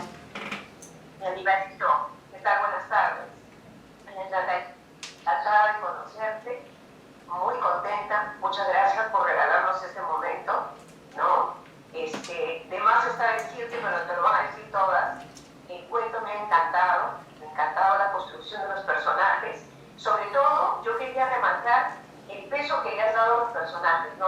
Son personajes, como tú muy bien has dicho, de gente trabajadora, es decir, de mucha dignidad y de mucha honestidad, ¿no? Y me ha gustado porque es una historia de amor y una búsqueda de la felicidad, ¿no? Que tiene, por supuesto, muchos elementos, ¿no? Juega con la migración, juega con los esquemas mentales, ¿no? De la discriminación. Y ya sabemos todos que el amor no tiene género porque es universal, ¿no? Es esta pareja de mujeres que se quieren profundamente, ¿no? Me encanta esa construcción que has hecho, esa manera de construir los diálogos, ¿no? Que son tan cálidos, tan entrañables, que nos dan mucho orgullo del Perú, ¿no? Porque es, como muy bien dijo Eliana, es el Perú profundo, ¿no? Hasta me están dando ganas de conocer este lugarcito, ¿no? Porque yo conozco el Cusco, pero normalmente, ¿no? Y a veces absurdamente, siempre conocen los lugares que son siempre comerciales, ¿no? Y a veces esquivan los pueblitos que son tan encantadores, ¿no? Y lo que más me ha gustado también es ese desenlace final abierto que todos han comentado y que me ha sacado de cuadro, porque yo más bien no vi en ningún momento la muerte, increíblemente, ¿no? Yo asumí románticamente que por fin ese retorno iba, digamos, a separar esas distancias, esas vallas, ¿no? Por fin se iban a reencontrar con la familia y por fin las cosas se iban a poner sobre la mesa, ¿no? Entonces, tal vez es un deseo, ¿no? Tal vez es un deseo, pero bueno, cada uno le dará su final. Pero también, sobre todo, esa interacción que tú has buscado de ser como nosotros unos pseudos escritores, ¿no? De construir nuestro propio final, ¿no? El mío será un final romántico, por ahí otro será un desenlace, digamos, un poquito más cruel, ¿no? Pero bueno, pero me gustan estos finales así que me sacan de cuadro, ¿no? Que no son los finales felices de cuentito de la Caperucita Roja. Siempre me gustan a mí los finales, pero es una cuestión muy personal, ¿no? Y como te decía antes, esta interacción que tú consigues con mucha genialidad, que es la capacidad de que nosotros seamos también partícipes de la historia, ¿no? Que nosotros podamos construir nuestros propios finales y podamos desencantar algunas cosas que, como bien ha dicho Eliana, no se han dicho, ¿no? Yo al principio leía y me gusta también esa manera de tocar la sexualidad de esos dos personajes como una cosa natural, como debería ser, ¿no? Porque eso no le quita ninguna dignidad, ¿no? Independientemente del género, porque ya hemos hablado de que el amor es una cuestión universal y no tiene género, ¿no? Eso no está en discusión, ¿no? Siempre, por eso son los esquemas mentales que a veces son equivocados, porque la gente dice, ah, pero mira, esa parejita, ¿no? Que creen que puede ser una parejita promiscua. No, las parejas homosexuales tienen sus propias parejas y son parejas que respetan, ¿no? No necesariamente tienen que ser promiscuas. Pero me ha gustado ese tratamiento y esa dignidad y ese peso tan bonito que tú le has dado a los personajes. Y yo te quería hacer una pregunta que tú ya la contestaste, porque yo sé que tú vives en Francia. Bueno, Francia es un país hermoso, que tiene mucha oferta cultural. Yo pensé, ya tú ya dijiste que no, que de repente estaba un paso más adelantado que nosotros en cuanto a la literatura escrita por mujeres. Entonces te cambio la pregunta. Y en tu posición de migrante, me gustaría saber, ¿no? ¿Qué es lo que te ha dado Francia, que no te ha dado el Perú? A nivel profesional o a nivel personal, ¿no? Porque tú dejas acá lo más grande que son los afectos, pero también se consiguen en otros lugares afectos diferentes, ¿no? Siempre uno busca también su propia familia. Pero bueno, ¿qué es lo que te ha dado Francia en general, ¿no? A nivel personal o a nivel profesional. Eso me gustaría saber. A nivel profesional, Francia me ha permitido vivir de los libros. Yo soy editora desde hace muchos años. Pienso que quizá en el Perú podría haber hecho un camino similar, pero hubiese sido muchísimo más difícil o mucho más inseguro, ¿no? Yo como editora tengo ya por lo menos 10, 15 años de trabajo. Ahora soy editora de libros y eso me dio la posibilidad de vivir de lo que yo amo, que es el leer y el leer de los libros. Y qué más, pues es un país con exactamente como lo dices tú, una oferta cultural muy, muy grande. A lo que me refería más bien era la crítica literaria. En la crítica literaria las mujeres tenemos poco espacio, pero en cuanto a producción literaria sí hay bastante igualdad y diría yo incluso que las mejores ventas, las superventas, son casi todas de mujeres. Hay escritoras que son capaces de movilizar la economía entera de una editorial. Por ejemplo, esta Amélie Nothomb, no sé si la habrán conocido. Esta Amélie Nothomb sus libros se mantienen una editorial entera, que gracias a ella publica a muchos otros autores y autoras. Entonces hay así pesos pesados literarios que son mujeres. Eso es algo que felizmente tiene ese lugar. Y hay gente que puede vivir de su pluma, ¿no? Lo que en Perú no es posible. que me ha dado eso, me ha dado la posibilidad de mirar el mundo también. Este país es bien cosmopolita. En este país hay un lazo que no tiene un lazo muy fuerte con América Latina. El lazo fuerte lo tienen más bien con África. Entonces ahí está esta posibilidad de ver el mundo bien diferente por ese lazo con África.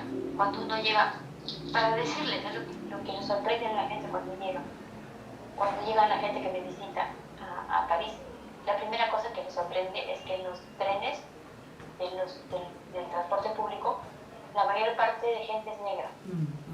Y no se lo pueden creer. La gente va con la idea de que en Europa todo el mundo es rubio y blanco.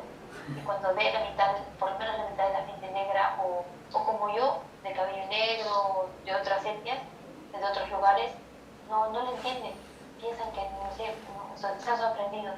Entonces, ahí está esta mirada cosmopolita que dan las ciudades bien grandes y que han tenido muchas horas de migración. Y ese cosmopolitismo hace justamente una cosa bonita, y es que uno entienda como natural cualquier diferencia. Cualquier diferencia es una cosa natural. La diferencia sexual es una cosa totalmente natural. No representa nada, ninguna sorpresa, porque no hay nada.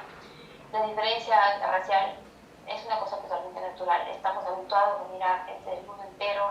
En un vagón de tren hay de todo. Ya el mundo entero está en un vagón de tren. Y eso es una cosa que me transporta también a veces al Cusco. El Cusco es una de esas ciudades pocas en el mundo, así súper cosmopolita. Así como es el Cusco con sus reglas sociales tácitas, con sus maneras de hacer de ciudades de provincia, a la vez es una ciudad súper cosmopolita. En la Plaza de Armas, cuando no había pandemia, un día de junio, podía uno sentarse un rato y ver pasar al mundo entero, desde israelíes hasta japoneses, pasando por indios y chinos y todo. Entonces, hay esa cosa que yo en el Cusco vi en micro, en macro, en el día a día. Eso me ha dado Francia, la posibilidad de mirar el mundo y de sentirme parte del mundo sin necesariamente poner en relieve la diferencia. Eso. O valorizando la diferencia en todo caso. Y poder vivir de mi trabajo como editora. Muchas gracias, Natalie. Muchas Gracias, Nora. No, muchos éxitos. Muchas gracias, Nora. Gracias, Nora. ¿Quién desea seguir? Luisa, adelante, Luisa. Hola, Natalie. Yo estoy vivo en California. Bueno, soy peruana, pero vivo un tiempo en Perú y un tiempo en California. Ahora me tocó estar acá por la pandemia. Te felicito enormemente. Realmente esta clase para mí ha sido como una clase magistral, en el sentido de que nos has enseñado toda tu obra narrativa, no solamente a través del cuento, sino pues a través de tu bagaje literario que tienes en Francia, todo lo que has construido, todos tus triunfos y tus trabajos y tus editoriales. Entonces demuestras pues ser una persona con mucho dominio del tema, y de la cual yo te felicito enormemente, y es un orgullo que una peruana pues, esté representando también allá ¿cómo se llama? En París, ¿no? En Francia.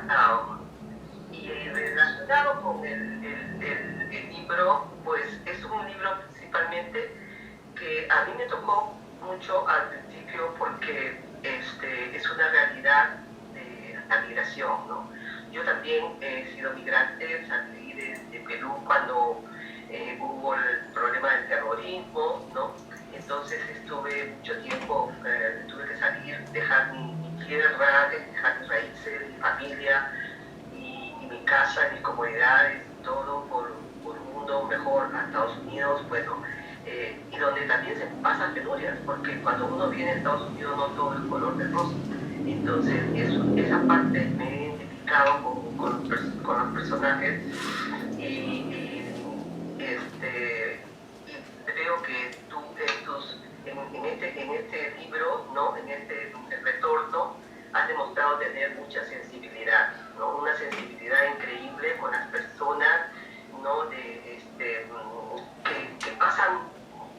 problemas, angustias existenciales o discriminación tan grande como pues hemos notado que los personajes son discriminadas en su pueblo, en su país, en su pueblo natal, por su familia y por, como dices tú, que están tan arreglados del machismo, ¿no? Por su orientación sexual, ¿no? Eran lesbianas y tuvieron que dejar y irse porque, para poder ser felices. Y entonces vienen y llegan a una realidad que muchas veces es una realidad paupérrima, porque los pueblos emergentes del Perú pues no son lugares de que, bueno, que son, ya todos sabemos, ¿no? Son deficientes la estructura, las casas, y ellos tuvieron que empezar de cero. Y esas dos personajes pues son muy tiernas. Para mí me han llevado por un mundo de la solidaridad, de la amistad, del amor, de la entrega, ¿no? De un amor sin barreras, ¿no? Un amor que, bueno, tuvo un final así, como dice que solamente la muerte los pudo haber separado, pero en ese transcurso, ¿no? de su historia, ¿no? Nos muestras en el libro, ¿no? un mundo paralelo, podríamos decir, ¿no? de realidades, porque yo me imagino a Lady, ¿no? A Lucía, una persona muy humilde, ¿no? Con una personalidad, vendiendo sus papas, sus camotes, sus productos, tan lindo como lo explicas al comienzo y que te anima, sus menjuques y todo. Y sin embargo, pues la personalidad de, ¿cómo se llama?, de Ley, ¿no? Otra personalidad, ¿no? Una chica más desenvuelta, ¿no? Y que le gustaba mucho la música, y bueno, se complementan, pero son personas trabajadoras. Yo rescato mucho el querer salir adelante, querer luchar como todo ser humano, ¿no? Y que no deberíamos, pues, de ser prejuiciosos ni discriminar por el sexo, por la raza, por la religión, ni nada de eso. Ya las cosas son obsoletas, ¿no? Y tú lo has escrito o lo has narrado de una manera muy abierta, y en la cual no se nota nada pecaminoso ni nada contrario, una forma muy natural, ¿no? Pero me has hecho recorrer a un mundo de sabores. Yo quiero saber, tú has utilizado mucho los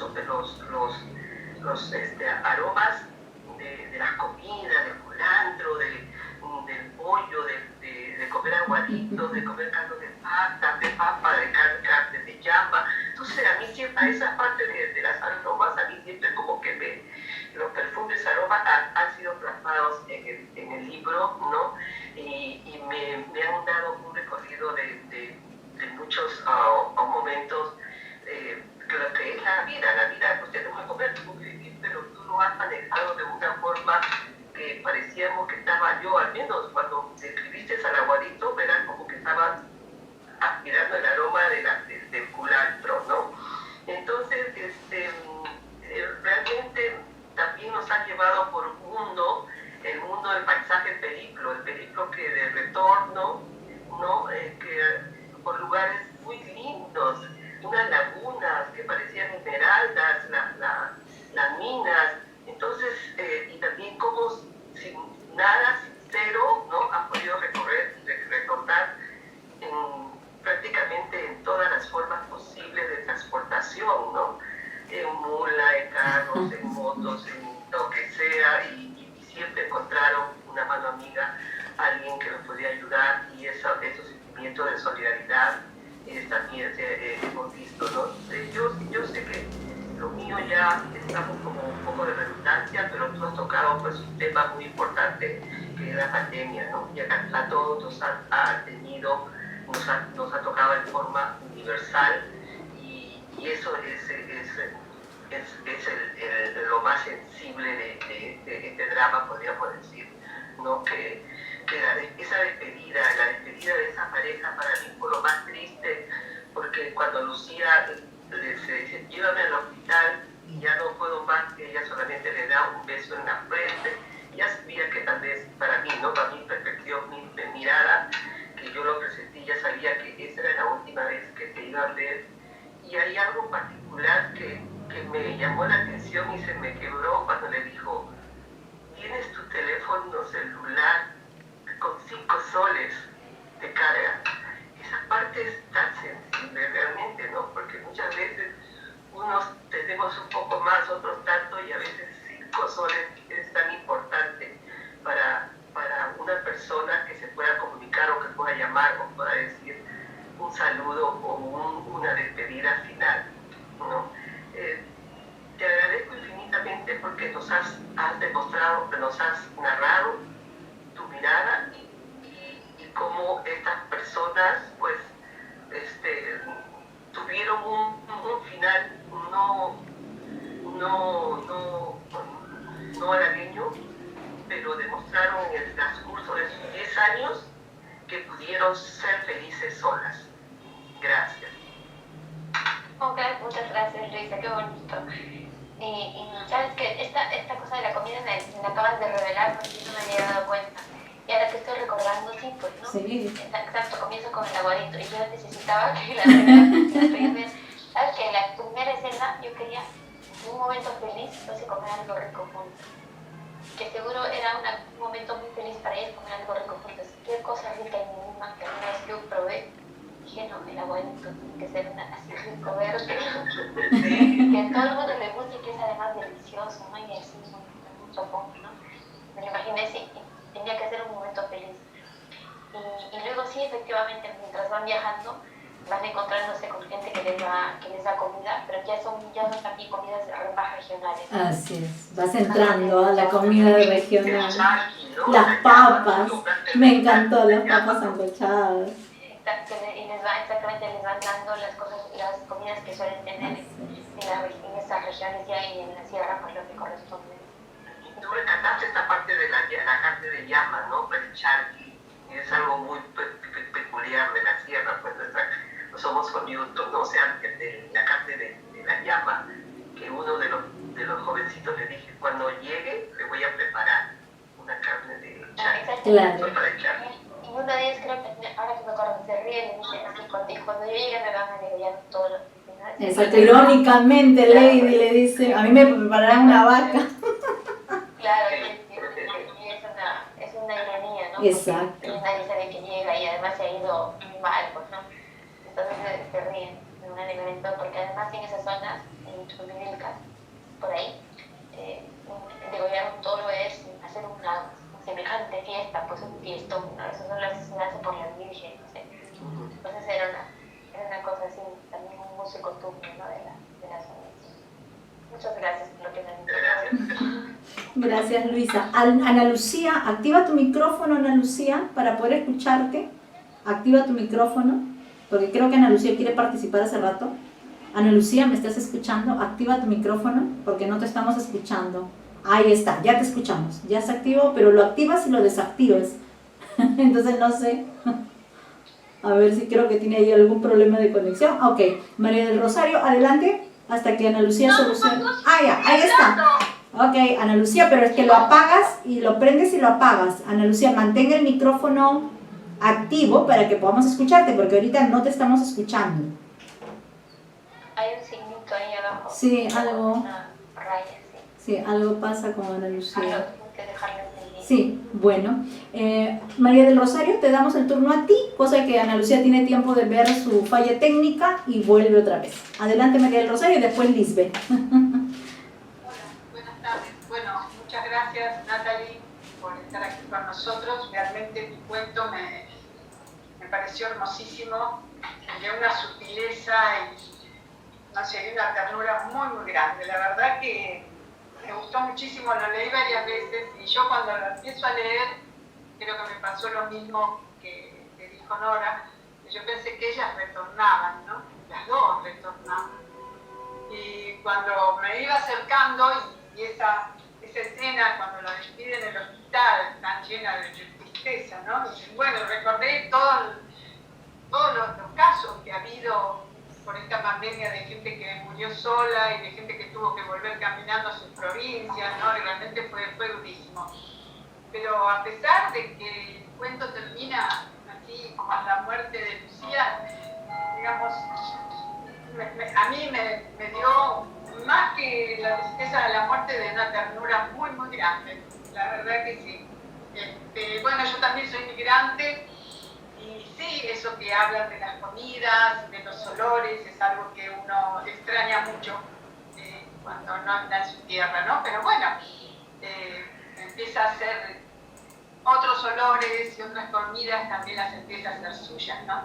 Y también eso que dijiste de Francia, que sí, me hizo acordar cuando yo estuve en una oportunidad y me acuerdo que tomamos un bus y yo estaba sentada porque en Francia los buses así que te llevan tienen asientos mirando para, ¿no? Mirando para el frente. Y me acuerdo que me senté ahí y era así como vos decías, eran la mayoría eran negros. Bueno, Francia tuvo muchísimas colonias en África, así que bueno, y sí, es un país, siempre lo fue totalmente cosmopolita, así que sí, cuando comentaste eso me acordé de esa imagen. Pero bueno, muchas gracias otra vez, porque realmente es un cuento hermoso, realmente hermoso. Eso nomás. Gracias. Gracias, María del Rosario. Ahora creo que Ana Lucía ya tiene su micrófono activo. A ver, Ana Lucía, si podemos escucharte. Adelante, es tu turno.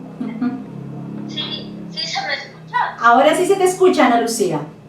Ya, entonces rápido. No, tranquila, con calma, es tu turno. Ya, es un retorno, buenas tardes Natalie y Eliana. Es un retorno, como el título mismo lo dice, a la chakra, a la tierra, a la música. Hay el narrador omnisciente que yo ya le había tenido antes y el leitmotiv es volver a la tierra. Y la frase final que dice que rápido me olvides, quiere decir que la vida continúa. O sea, es tu crudeza, pero la vida continúa. Eso, gracias Natalie, gracias Eliana. Gracias a ti, Ana Lucía. Ana Lucía, Natalie se comunica con nosotros desde Quito, Ecuador. Ella es ecuatoriana, así que está muy interesada en la literatura peruana escrita por mujeres y la tenemos con nosotros hace varios meses, así que estamos muy contentos de tener siempre a Ana Lucía. Ha resumido muy bien el corazón del cuento, exactamente. Y el final significa eso, que la vida continúa. Así es. Y es una manera de decir que sí, la pandemia nos ha tocado y hemos perdido gente, y hemos estado en un duelo, pero la vida continúa y pues hay que seguir y ser feliz y olvidar, de alguna manera, seguir viviendo, olvidar selectivamente algunas cosas para seguir viviendo, ¿no? También. Exacto, de alguna manera. Muchas gracias. Cerrar etapas, ¿no? Como tú lo mencionabas, cerrar etapas. Sí. ¿No? Es eso. Llevarlas aquí. Exacto. Como todo en la vida, ¿no? Tenemos, digamos, la infancia, luego la adolescencia, luego la vida adulta, o sea, como que todo tiene una etapa, ¿no? Un punto de cierre para hacer un nuevo inicio, ¿no? Pero es lindo, es muy metafórico ese final que le has dado al cuento. Adelante, Lisbeth, es tu turno. Buenas tardes a todas. Felicitarla a Natalie por este excelente cuento. En realidad me he quedado maravillada. He podido ver los lugares, cada lugar que he recorrido ahí es como si estuviese viajando y me ha emocionado mucho poder conocer pueblitos pequeños, ¿no? En este caso he escuchado bastante de Chumbivilca, sobre todo en las festividades que hacen, ¿no? Las fiestas que se comentan, no conozco, pero a través de este libro he podido ver algunos episodios de cómo es, ¿no? Viajar hacia allá, cómo es ir, y sobre todo cómo es lo que hemos vivido la pandemia, ¿no? Creo que la mayoría de nosotros, no sé, yo me he visto identificada, creo, al igual que mis compañeras, ¿no? Conocer de repente no tu familia, no mi familia cercana, pero algunos amigos que retornaban, ¿no? De Lima al interior del país, a sus pueblitos, porque pues no había trabajo, otros se iban simplemente porque ya no tenían que comer, ¿no? Y regresaban. Y muchas veces regresaban a esos lugares donde quizás habían dejado a sus padres, a su familia, ¿no? Y se han pasado la vida en Lima o en cualquier otro departamento más grande. Entonces también la muerte, ¿no? El COVID, cómo ha golpeado, cómo quizás a veces no podías despedirte, y en este caso me conmovió bastante. Al inicio pensé que Lucía se quedaba hospitalizada, pero después al leer otra vez vi que ya Lucía había muerto, ¿no? Y de ahí se iba, pues, porque no sabía qué hacer sola en Lima y aparte de las carencias que tenía, ¿no? Para poder reencontrarse con su familia. Pero también algo que me ha llamado la atención es que ella siempre va como que con que siente culpa, ¿no? Porque es lesbiana y he leído en una parte donde dice, ¿no? Todos los chicos que viajan con ella, la gente que va, dicen, ¿no? Uno de los chicos, como ya lo comentaron, dice, seguro que cuando voy a llegar me van a preparar charqui, ¿no? Y ella también comenta, pero luego se pone a pensar y dice, y como si no me he comunicado, ¿no? Lo que me llama la atención en el cuento en sí es la comunicación, la escasa de comunicación de ellas con su familia, porque no aparece, ¿no? Y entonces me puse a pensar, debe ser por la cuestión cultural, ¿no? De que se han venido a Lima escapándose, ¿no? De que allá son juzgadas porque son lesbianas. Entonces imagino que por eso no se comunicaban y entonces Lady tiene esa carga, ¿no? De cómo le digo yo a mi familia, qué le digo a mi papá, ¿no? Ese miedo, ¿no? De que allá la gente va a hablar, de que su papá le decía, la juzgaba que era marimacho o algo así, ¿no? Y ella regresa así, se pone a pensar, pero luego ya se olvida, ¿no? De eso, y ve, ¿no? La cuestión es ser felices. Bueno, yo veo eso en Lady, ¿no? A pesar de lo que ha vivido, ¿no? Porque ha perdido a Lucía, entonces siento que ella sigue, ¿no? Dice, tendremos que ser felices de alguna forma, ¿no? Entonces es por eso que decide, pues, ¿no? Volver a su lugar de origen, que es Santo Tomás, ¿no? Chuquicas. Y, claro,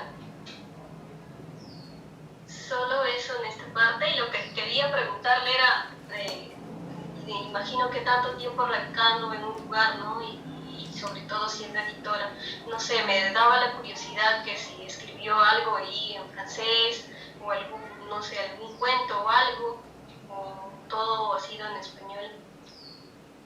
Gracias, Lisbeth. No, muchas gracias por lo que has dicho del cuento. Luego, quizá antes de tu pregunta, completar un poco la idea, y es que efectivamente esta cuestión de la culpa la lleva presente, pero tanta la necesidad que la necesidad hace que la culpa sea vencida, ¿no?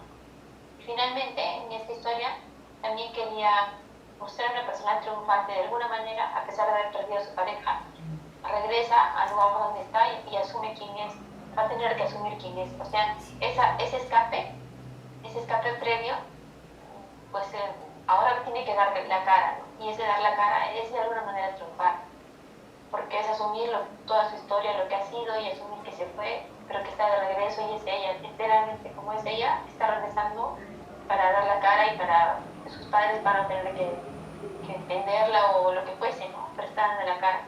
Entonces eso también dentro del drama es de alguna manera un triunfo de su persona, ¿no?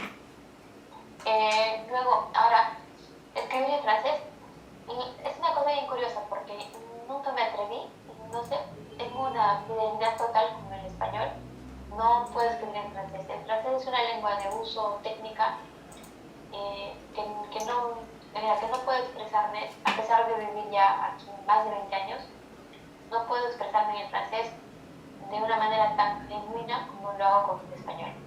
Entonces, si utilizara el francés sería infiel a mí misma. Así de cierto. El español es mi lengua de comunicación de ese nivel de cosas tan personales y tan profundas.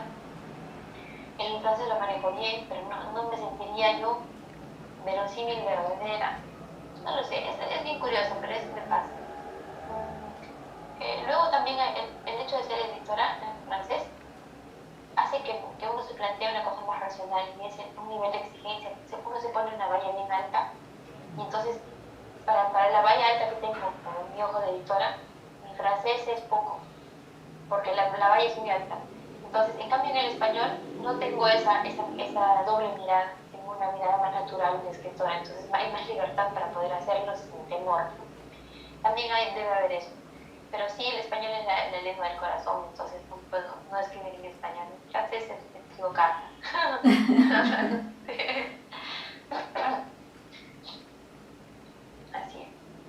Y dime, Natalie, una curiosidad que me parte ahora que hablas precisamente de ello.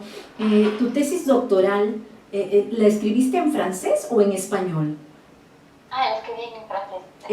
En francés, o sea que sí, tu francés es muy bueno, eso es lo que yo me preguntaba, pero claro que tu francés es muy bueno, porque si has escrito una tesis doctoral, definitivamente que es muy bueno tu francés. Bueno, sí, es correcto, ¿no? Pero, ¿qué decir? También la tesis doctoral entra en ese territorio del cerebro que es lo racional. Exacto, es la teoría, la crítica. El estructurado. Sí. Exacto, claro, no la creación. Sí, no, la creación entra en otro terreno. En otro cerca, terreno, pero sí. no es lo mismo. No, Está no. conectado con el sentimiento y es muy diferente. Y hay cosas intuitivas que fluyen. Ahora, hay una cosa que sí se produce, que es muy bonita, y es lo que yo llamaría mi dialecto, ¿no? Mi dialecto ya no es puramente peruano, mi dialecto es como mi idioma propio, ¿no? Ya no es puramente peruano. Todas mis expresiones están totalmente interpretadas con el francés. Hay cosas que digo que yo no hubiese dicho de la misma manera si hubiese vivido en Perú toda mi vida. La manera en la que organizo el pensamiento está muy, muy alimentada por el francés.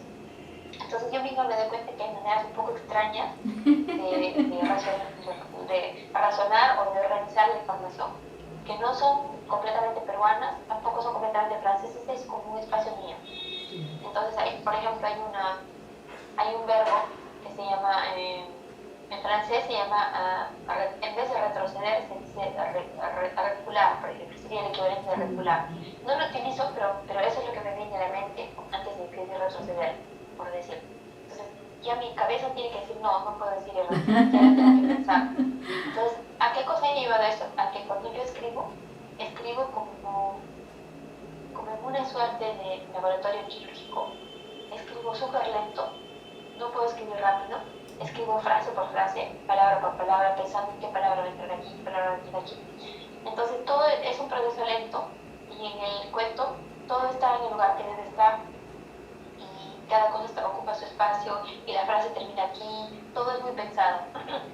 Precisamente porque esa doble vertiente del lenguaje me obliga a reflexionar, a pensar bien en lo que estoy haciendo. Por ejemplo, este verbo que estoy pensando, reflexionar, no sería un verbo que utilizaría una persona o yo misma viviendo en el Perú. Diría me obliga a pensar, pero en francés es reflexionar.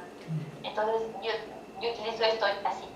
Pero en el momento de escribir estoy pensando, no tengo que poner a reflexionar, tengo que poner a pensar. Entonces hay como una especie de postura y corrección en mí misma, así, doble, que hace que cuando escribo algo, eso que escribo es exactamente lo que quiero que salga. No hay mucha libertad, todo lo que está ahí es lo que yo quería que salga exactamente.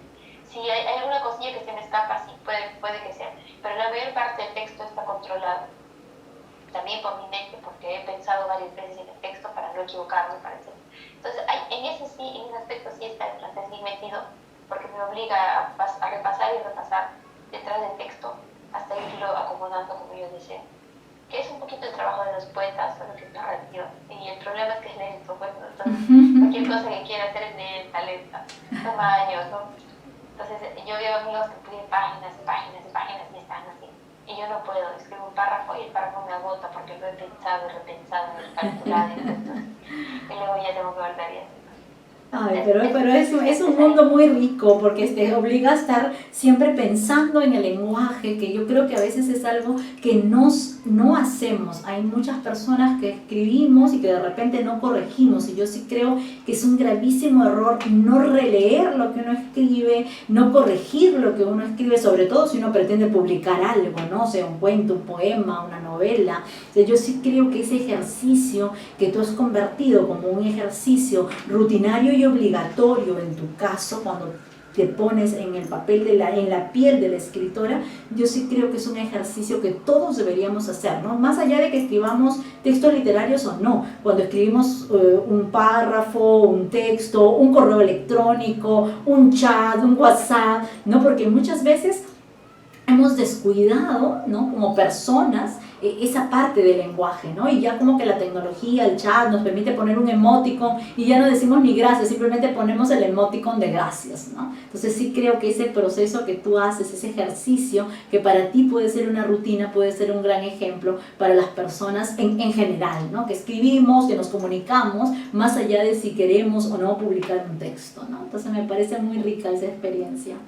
Y sabes que en el proceso de escritura, una de las etapas más bonitas en la que yo encuentro más placer es la etapa de la lectura, más que de la escritura. En la etapa de la escritura es algo que brota, y luego en la lectura es ahí donde voy colocando esto y donde ya mi voluntad se manifiesta. Entonces, al inicio es como un impulso, ¿no? Y luego la voluntad se manifiesta y es ahí donde tu mente empieza a traer cositas y añades aquí, ya ideas van entrando. Es lo más bonito, es como un bordado, no sé. Es lo que Me encanta esa imagen del bordado, porque además es extremadamente femenino, ¿no? El bordar, el ir ahí, ¿no? Tejiendo las palabras. Yo creo que esa imagen, esa metáfora es muy linda. Aquí, mejores todas abajo. Exacto. Es lo más interesante para mí, ¿no? La lectura es fundamental. Sí, no yo creo la que es lectura, fundamental. en la lectura, ¿no? Exacto, en general. Es lo más rico y lo más... Bueno, y tú además que como editora te dedicas a leer muchísimo, ¿no? Sí, pues. Es bonito y es un problema, ¿no? Es un problema, sí, yo Tanto te leer, entiendo. Tanto leer ya hay como una especie de... Ya nada sorprende mucho. Exacto. Ya nada de lo humano te es extraño. No tanto, pero digamos que tiene que haber algo muy así para que... Claro, para que wow, te sorprenda. Porque hay esquemas que se repiten con frecuencia, ¿no? Por ejemplo, en novelas negras o algo así, los esquemas se van repitiendo, entonces hay una suerte de, ¿qué decir? Como hábito de ya esto ya lo vi. Entonces hay ese problema también, ya pierde un poco la capacidad de sorprender, se va perdiendo un poco, ese es el lado malo, pero bueno. Son los gajes del oficio. Solo para recordar el apellido de la premio Nobel a la que tú hacías alusión, de autora del libro Voces de Chernóbil, Crónica del Futuro, es Alexievich, ¿no? ¿Así se pronuncia? ¿No? Alexievich. ¿Cómo se pronuncia su nombre, por favor? Alexievich. Sí. Su nombre es Svetlana. Svetlana, exacto, Svetlana Alexievich. Para que la busquen, pueden googlearla, es extraordinaria, a mí me encanta. Sí, es increíble. Y además pueden ver la serie Voces de Chernóbil también. Que es inspirada en este libro. Increíble. Exacto. No es muy grueso, ya que no es tampoco un libro así, pero es maravilloso. Y toda su técnica, la técnica que ha utilizado es maravillosa. Sí, es una escritora altamente recomendable. Hay que buscarla en una buena edición, me refiero a una buena traducción literaria, ¿no? Para no perder la esencia del lenguaje de esta escritora maravillosa. Yo la admiro muchísimo. Solo que su nombre se me hace complicado. También yo me vi. Y ahora es súper actual además. Sí, ahora con este tema de la guerra entre Rusia y Ucrania, pues ahí está súper actual, ¿no? Y como estos roles siempre se van repitiendo, ¿no? Como que la historia es siempre cíclica, ¿no? De alguna manera todo es el eterno retorno, ¿no? Como decían los griegos, ¿no? Y vamos a filosofar. Natalie, preciosa, te hemos robado 2 horas de tu tiempo, te voy a dejar descansar. Espero que el COVID pase pronto y que no te haga más daño. De verdad, muchísimas gracias por estar aquí de madrugada y con COVID. De verdad que me saco el sombrero, eres extraordinaria, maravillosa, te queremos muchísimo y siempre sabes que tienes aquí una ventana abierta para ti siempre, ¿eh? Muchas gracias a ustedes, a cada uno por sus comentarios, por este momento bonito de compartir entre chicas. Gracias, Eliana. Bravo por esta iniciativa que es tan bonita. Gracias por reunir a personas de distintos lugares y por Zoom. Sí, ahora nos ha tocado así como providencialmente en febrero, somos solo mujeres, a veces hay varones, pero esta vez somos solo mujeres y no sé, pues debe ser que el destino ha querido que así sea. Muchísimas gracias, gracias chicas, gracias Luisa, gracias Nora, gracias Lisbeth, gracias Ana Lucía, gracias María del Rosario. Leyendo mucho como cada viernes, y esto se ha convertido en un club de lectura, en realidad todos los viernes, o sea, nos reunimos, leemos los textos de las autoras, tenemos poetas, narradoras, dramaturgas, y creo que es un curso muy enriquecedor, por lo menos lo es para mí, que tengo que preparar con suma anticipación los textos, contactar a las escritoras para ver si hay disponibilidad para que puedan reunirse con nosotros, y de verdad que yo estoy muy contenta, llevamos casi más de un año en este proceso y es un curso que a mí me trae muchas satisfacciones. Y de verdad que he aprendido muchísimo y agradezco a todas las amigas escritoras que participan, y como tú, hemos tenido a varias que radican fuera y de verdad que me da una pena cada vez que las hago trabajar de madrugada, y en tu caso, enferma. Gracias, Natalie, te queremos muchísimo. Muchas gracias. Gracias. Abrazos a todas, bonitas lecturas. Hasta Gracias, pronto, chicas. Otro momento Ay, sí, ojalá podamos estar juntas de nuevo, Natalie. Igual. Corazones, corazones, manden corazones virtuales, dobles aplausos para Natalie por estar ahí enferma de madrugada, pero conectada. Ni el COVID puede con las mujeres. Ni el COVID podrá. Como decía, ¿no? Querrán, como decía Alejandro Romualdo, querrán matarlo y no podrán matarlo. Nosotras podemos decir ese verso en femenino: querrán matarnos y no podrán matarnos a nosotras, jamás. Gracias, Natalie, nos vemos, chicas, el próximo viernes para el nuevo ciclo. Cuídense mucho, las quiero, buenas noches. Aquí para nosotros ya van a ser las 7 de la noche, para Natalie son casi las 2 de la madrugada. Buenas madrugadas, Natalie, te dejamos descansar. Gracias, chao, chao.